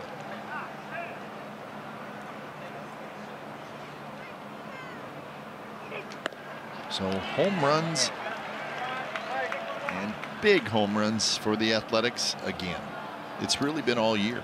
It has been, Cap, as we talked between innings. 5 walks last 2 innings. The bottom 3 of the batting order. And they've all scored. Yep. 5 have scored. The error that the double play was not turned. So a lot of things you could dissect this game forever. But if the A's can come back, it'd be the greatest that they've had. Well, you dissect it more if you lose. Oh, absolutely. If you win, pack it up with a smile on your face and go home. That's right. But if you lose, especially after having a 10-2 lead,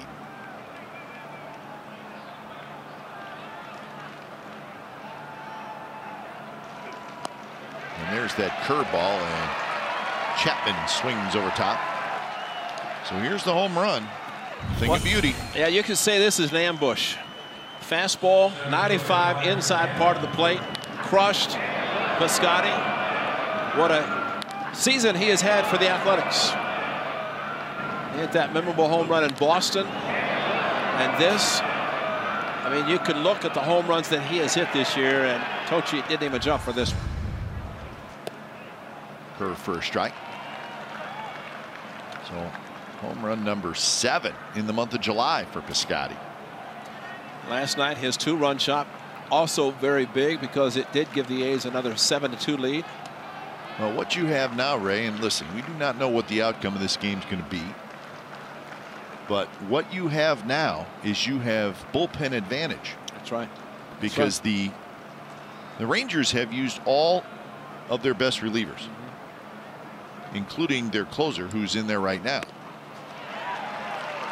And you'd have to figure if he gets through this inning, or if he does, and it would probably be his last. And, you know, a lot of times, okay, we see a closer come into the 8th inning, like Trinan.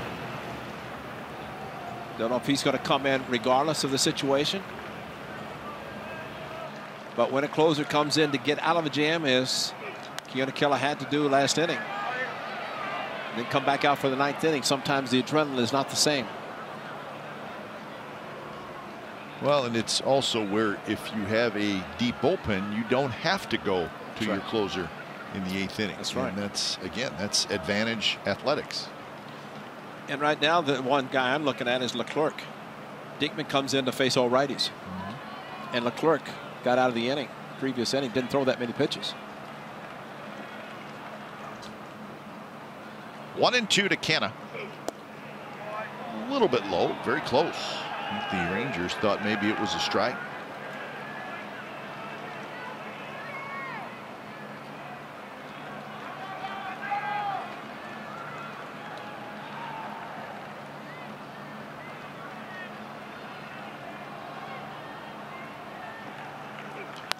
Out in front, but again, Canna staying alive. Brad Hand, who is now with the Cleveland Indians, 2-2 fastball, straight away left field. See the catcher. This ball a bullet to second deck, and Jed Lowry off Sembra in the 10th inning. Both now with the Indians, but Stephen Piscotty tied it with that 2-strike hit, and really that kind of started the Athletics after they won 2 out of 3 against the Angels, went down to San Diego, won that game, won the next day with 5 home runs, and have continued.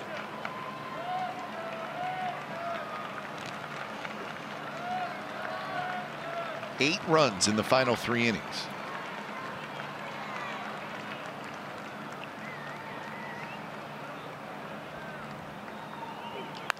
Curveball cued to the left side. Beltre throws in time. So 2 away here in the top of the 9th inning. Piscotty's home run has tied it. If you made the mistake of just joining us now, you really should. You know, if you can't join our games, Ray, in the 1st inning, then you should join them in about the 7th, right? It's like an NBA game, and you really watch it for the 4th quarter. But what you might have missed if you joined us late was an 11-pitch at bat by Stephen Piscotty in the 2nd inning that maybe got Minor out of the game a little bit prematurely. Some good at bats by the Athletics. Lucroy taps it foul toward Matt Williams. This is the StatCast, and it's off the bat. It's got to be 103, almost 104, 32 degree, 405 straightaway central. No jump by Cochi. Souvenir for a fan in center field on the berm. But a big hit again by Stephen Piscotty. 0-2 the count to Lucroy. So Keone Kela, the closer, has now thrown 32 pitches.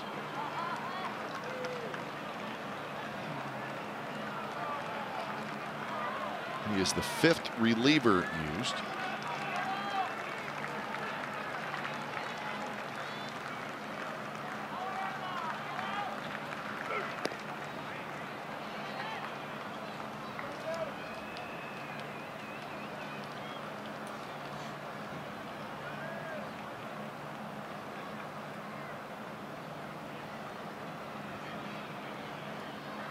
So Lucroy, he steps back in. He singled, walked, hit a fly ball to center, and then walked again.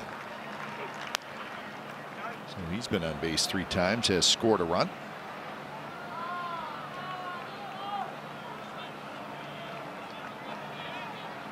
A's have 9 hits in the game and have received 7 walks.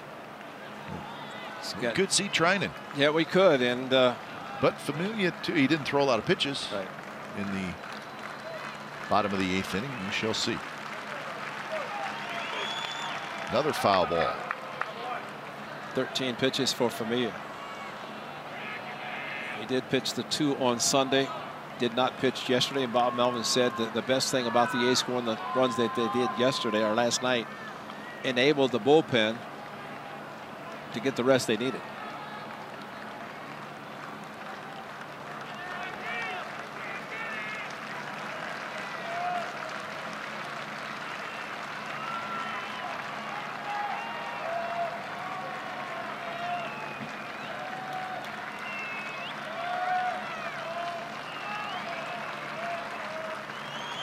One-two pitch is grounded foul again. This one past Matt Williams.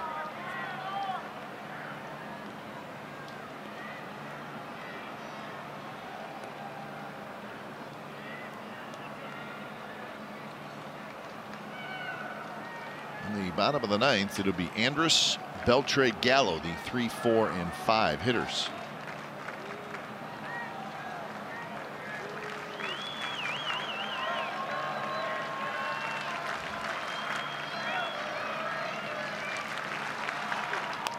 Tapped foul.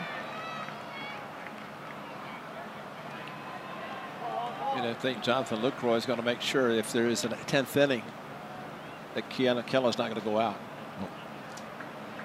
So that many pitches, 37 with a blown save. Did a great job in the 8th to get out of a jam with 2nd and 3rd, only 1 out. But could not escape Stephen Piscotty in the 9th inning.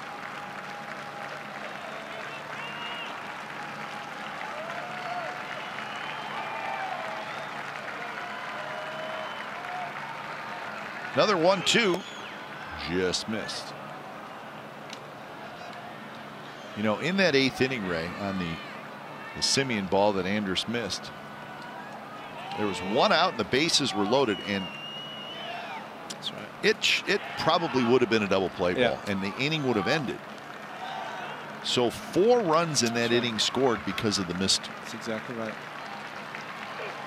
So that may be your biggest play of the game. Yeah.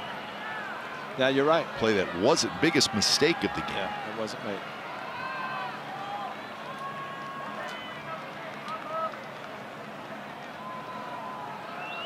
Lucroy's worked it to a 3-2 count, getting ready to see pitch number 10 in the at-bat.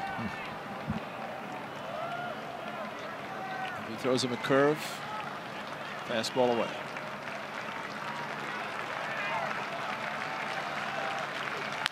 And it's lined toward right, but coming in is Gallo. He was playing fairly shallow. So Gallo makes the play. Side retired. Another monster home run for Stephen Piscotty. This one leading off the top of the 9th. And it ties the game at 10.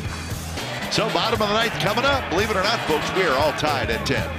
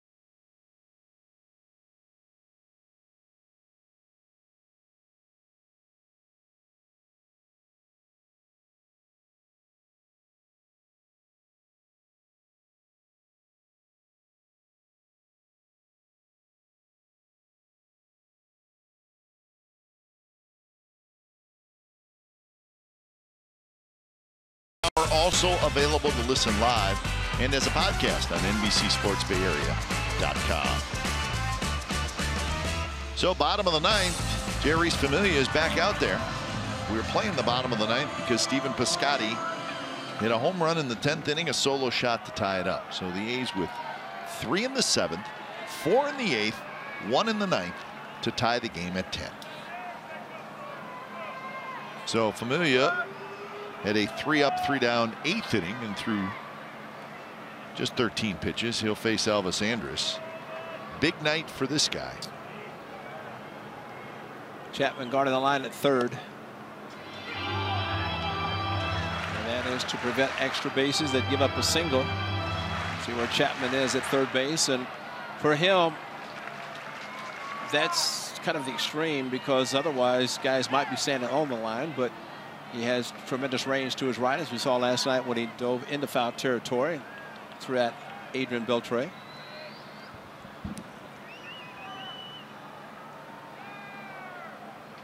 Andrus swings and misses, and it's 0-2. Well, Kip, you're right about the A's bullpen, because saw Trinan loosening, and if the A's had taken the lead, he would have come in. Instead, Familia goes for his second inning, as he did Sunday. But you're right about the back end of the bullpen for the A's, and you'd have to think that they would have an advantage now. 0-2 pitch is bounced, and it's foul.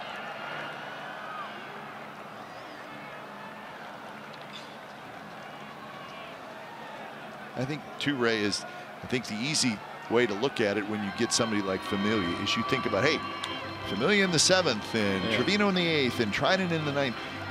It's games like this that probably happen as much or even more than just that, well, everything sets up perfect. 7th inning, 8th inning. That doesn't happen as much as maybe you think. No, you're right.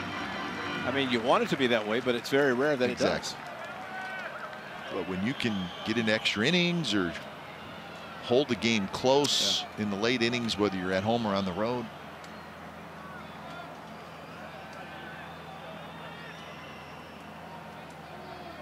Another 0-2.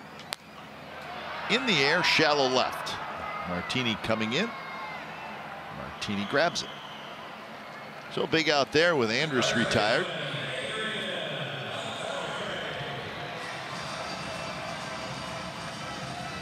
The A's have never come back and won a game when trailing at the end of the 6th inning or later by 8 or more runs. Tonight they trailed 10-2 entering the 7th inning. That would qualify. And Cap, I think for Bob Melvin, the look on his face right now is this part of the batting order, right? He's got to get through it. Familia, and he's got Beltre, who's tough, and Gallo is tough as well to get to him. Because both swing hard, both are big game players. Well, we know Beltre is, and of course Gallo swings hard all the time.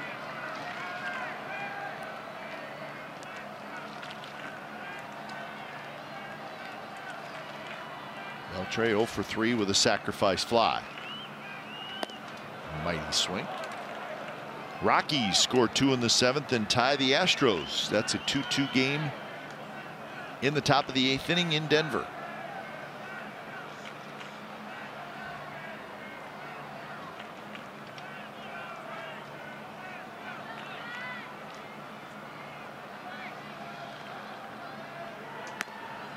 A little bit high, not by much.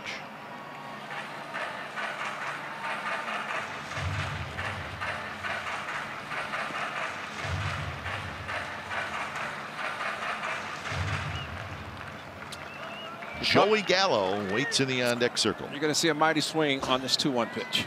I mean, this is, I don't think Beltre's up here to get a walk or a single.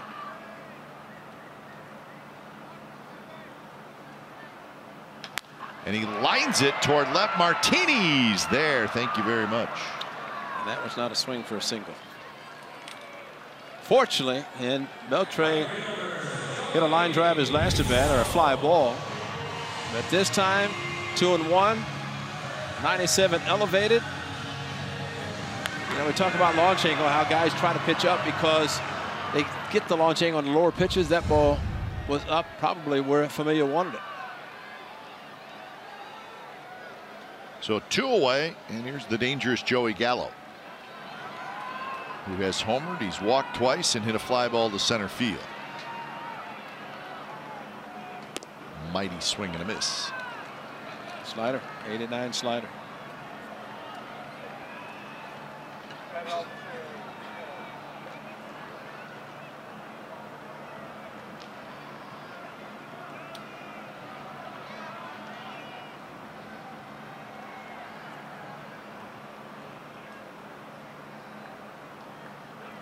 Another swing and a miss.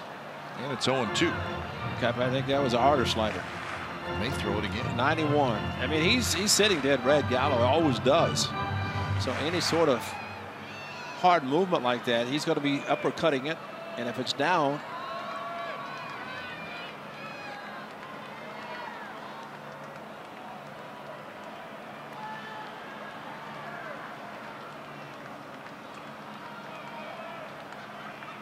To pitch, 3 pitches. Gallo strikes out. Boom, boom, and boom. Familia 6 up, 6 down, and we're headed to extra innings, folks.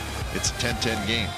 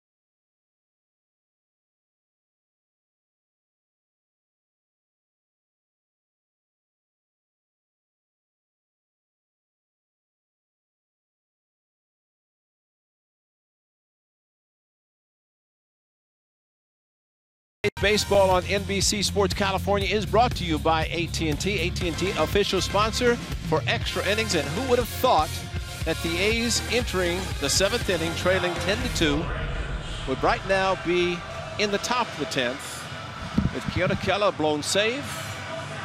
The A's scored 3 in the 7th, 4 in the 8th, 1 in the 9th, and they have tied this game as Austin Beeman's Dirks comes in to pitch. He was the kind of sacrificial lamb on Saturday night against the Cleveland Indians, a game that the Tribe scored 18 runs. So he comes in relief of Keona Keller, who after 23 consecutive this year, going back 2 last year, blows his first save thanks to Stephen Piscotty's solo home run straightaway center. So Bibbins Dirks comes in and he'll face the top of this A's order. Inning and 2/3 for Keller and the blown save.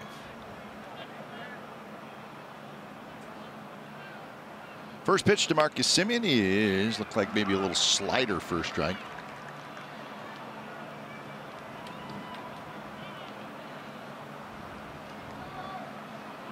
Well, outfield playing extremely deep. No doubles, I would assume, considering the 10th inning. Tied 10-10 and 10. See the outfield extremely deep. Left field all the way around. Right field, Joey Gallo not as deep, but still deeper than he was when Lucroy hit the line drive in the 9th inning.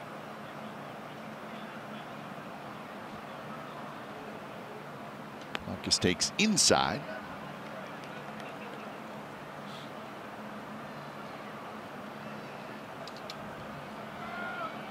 Martini will follow, and then Jed Lowry.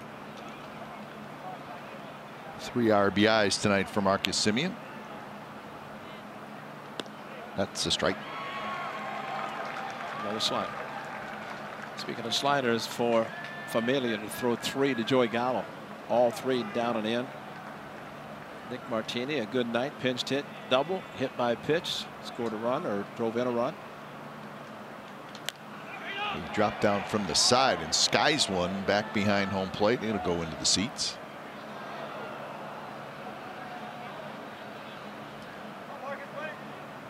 Two relievers left after Bibbins-Dirks for Rangers. Claudio, the left-hander, and Moore, the left-hander, and they both pitched last night. And you have a predominantly right-handed hitting lineup. That's why Bibbins-Dirks is in the lineup or in the game now in the 10th. You know what? Matt Moore threw 47 pitches, so I can't believe that he would be available. So Bibbins-Dirks may be out there for a while if the game does continue to go on. That's what happened Saturday night.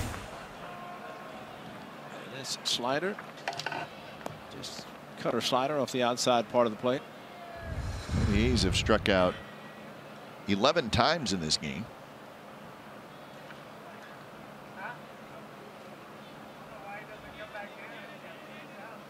First pitch is a strike to Nick Martini. Martini has a couple of RBIs. He picked up an RBI in the 8th inning when he was hit by a pitch with the bases loaded.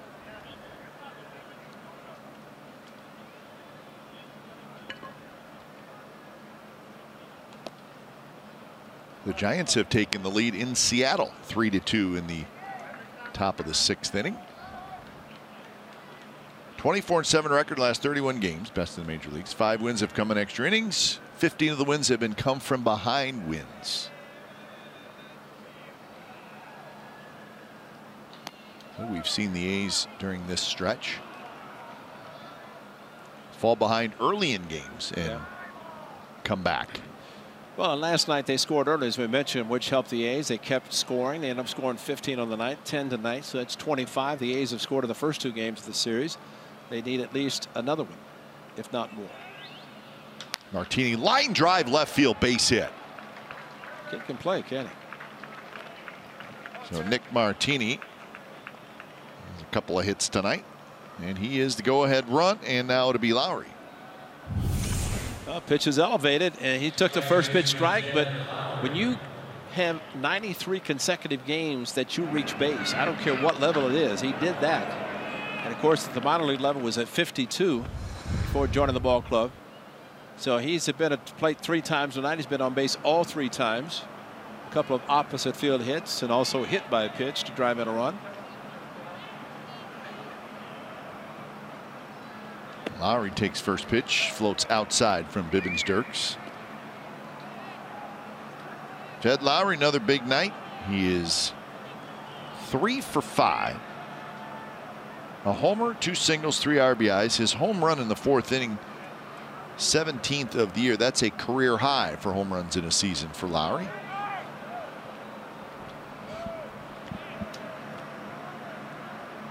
His base hit in the 8th inning knocked home a pair. So he has 65 RBIs now on the year.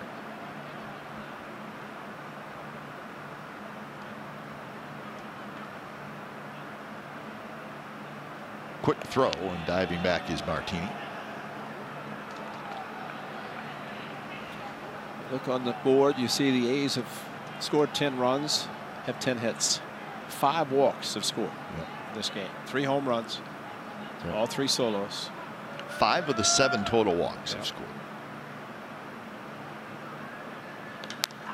And where are those walks coming from, Ray? What part of the order? Bottom 3rd. Thank you. But we're always upset when the A's do it to the opposing team. Absolutely. But this time the A's are very thankful that.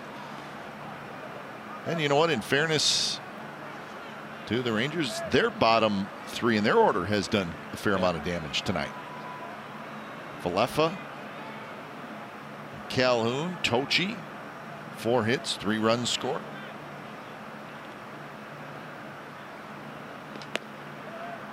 So 2-1 the count.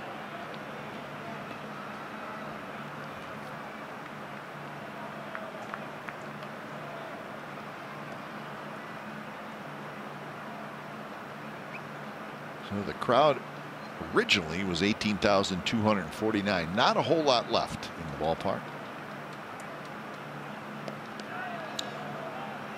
Well, you Remember Saturday night when the A's drew over 56,000 in the ninth inning. A lot of those people left after 8 innings, only to see the Giants tie it, and the A's, of course, won at 11. But tonight, not as big a crowd, but a lot of them have left already. I think intended to lead going late. That was going to be enough. And that one stays outside, and now it's 3-1.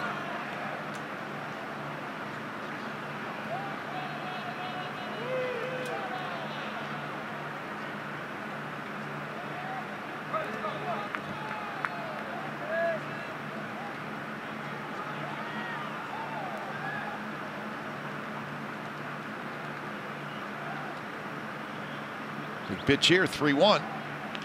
Roll foul, and now full count.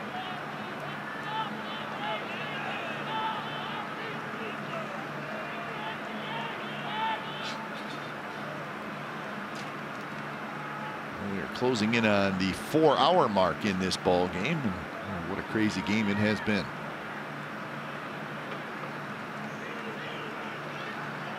Ten to 2 after 6 innings.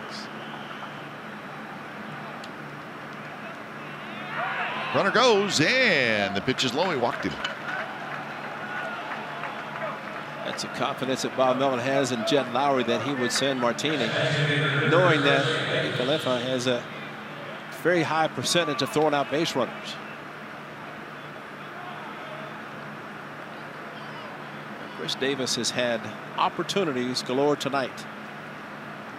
This is the 3rd consecutive at bat that he's had runners in scoring position. The previous 2 with the runner at third, less than 2 outs. I think every hitter always likes to have that extra chance.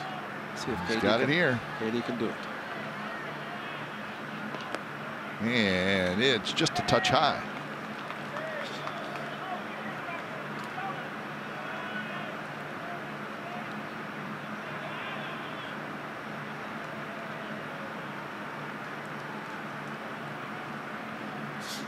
Davis 0 for 5. And now he's sitting on a 2-0 count. He has struck out 3 times. He's lined out. He has grounded out. So he's due. He's got 19 go-ahead RBIs this year. So he was just waiting? Yeah, that was it? Wait until he can do his thing in extra innings.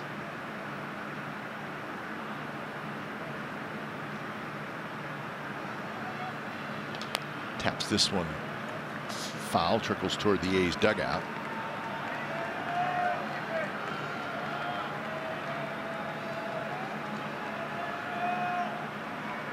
Well, it's obviously as we get deep into the night, it certainly cools off quite a bit. But still, you guys have been standing out there a long time.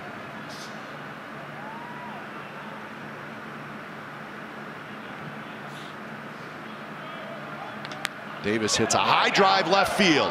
Rua's going back. Rua at the wall, and that baby's gone. Well, he waited just long enough.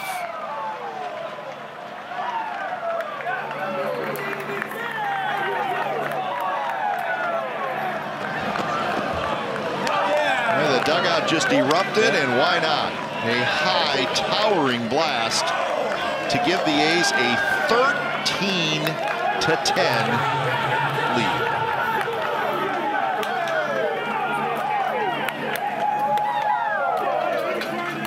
One of my favorite broadcasters always says, wow. Who would that be? that is a wow. I just loved your call. That's a wow. That's a great call. 6 walks have scored. Jed Lowry walked in front of the 3-run home run. And you think about the opportunities that Chris Davis has had tonight, and yet he comes through after a single by Martini, a walk to Jed Lowry, and then to Chris Davis. A changeup at 83. He left it up, and Chris Davis, he loves Texas. Look at the dugout behind him. And they're yelling, get up, get up. I mean, Chris Davis hits them. You don't have to yell too much because they're going to go out. And this one just a high towering I can't wait to see StatCast on that one. Well, he gets that backspin, and then the Yeah. ball gets up there, and it stays up there a little bit longer with backspin. And 3-run shot, home run number 25. He now has 72 RBIs, and the A's have come back from a 10-2 deficit to lead it 13-10. And the good news now, Ray, Blake Trinan. you can bring in the closer, Blake Trinan. What a ball game. See if Trinan can finish off maybe the season's best comeback. Certainly the biggest comeback. Bottom of the 10th coming up.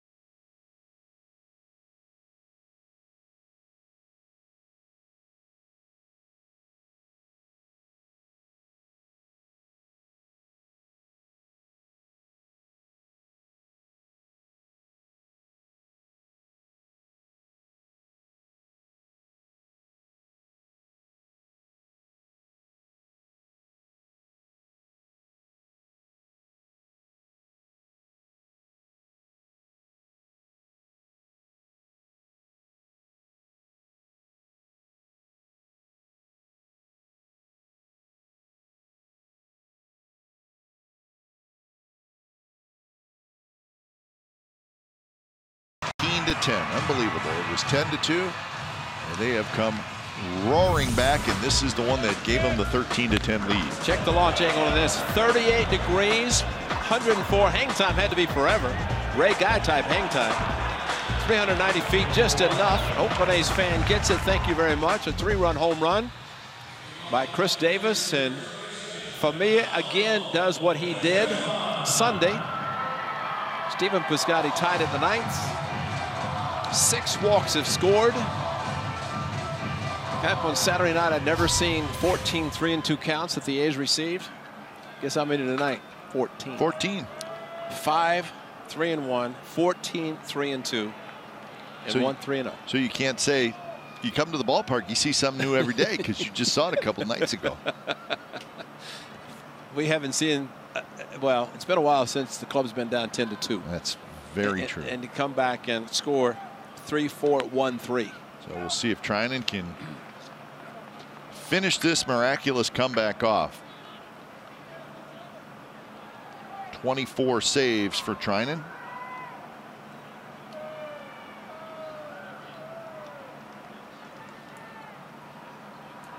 Got to give some credit to Familia. Yeah. 2 perfect innings to Again, keep it where it was.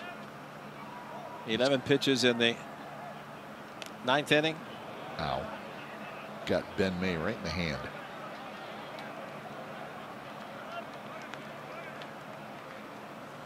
Show this again. The A's have never come back, the Oakland A's, and won a game when trailing at the end of the 6th inning or later by 8 or more runs. And after 6 tonight, it was 10-2. Well, Kai Pugh said, and you know, the post All-Star break is a time to start scoreboard watching. What do you think the Astros and Mariners Absolutely, are they're doing the same tonight? thing. Exactly. And those fans see the A's down 10-2, and now they see them up 13-10 in the 10th inning. That's what makes baseball great. Isn't it? There's no time, no clock. And lots of games every night and lots of opportunities to scoreboard watch. 2-2 now to Guzman, who's 0 for 4. And believe it or not, the two starting pitchers get no decisions. Frankie Montas and Mike Minor.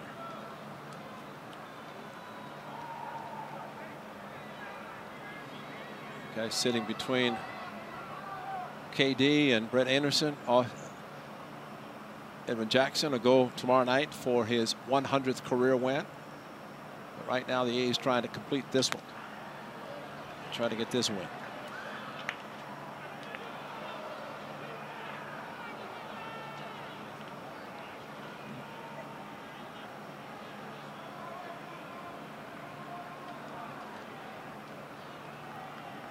Kiner Falefa will be next, and then Ryan Rua.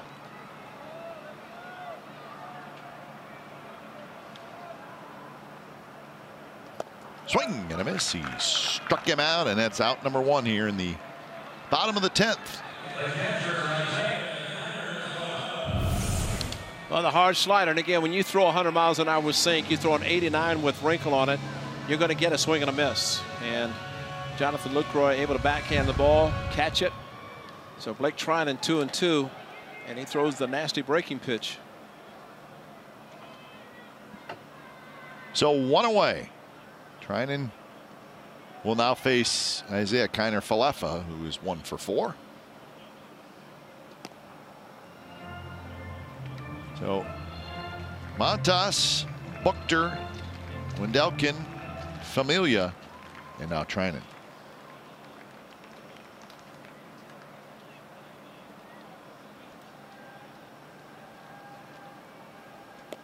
In for a strike, 96 miles an hour. Trinan just kind of eased it in there. Well, that's a smart hitter, Kiner Falefa, who basically knows base runners are important. Guzman struck out with a big swing. Kiner Falefa just trying to get on base. Swing and a miss. 96 in good sinking action from Trinan. Look at one of the things about closer, and I know talking to Dennis Eckersley a lot.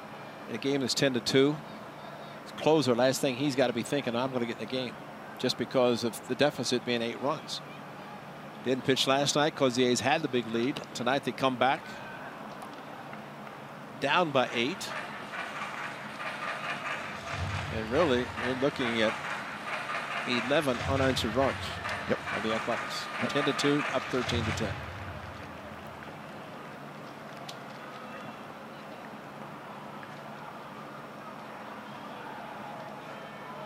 So 1-2 to Kiner Falefa. And he reaches for it. A little pop-up Olsen gets back there and he makes the catch, and that's the second out. Okay, following the grand slam by Elvis Sanders, the bullpen has 1 walk. That's it. It's the only thing that the Rangers have received from the A's bullpen since the slam by that man, Elvis Sanders.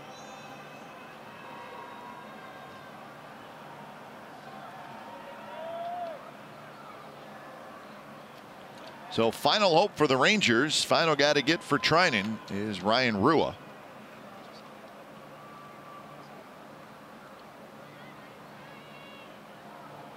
First pitch to Rua is a little bit inside, 98 miles an hour.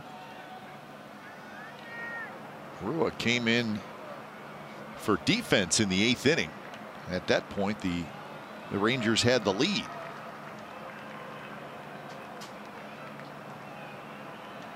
Strike right in there.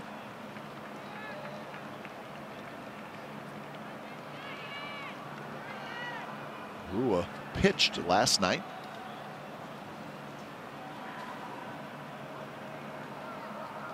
So he scored 15 runs last night, Ray. 13 runs tonight.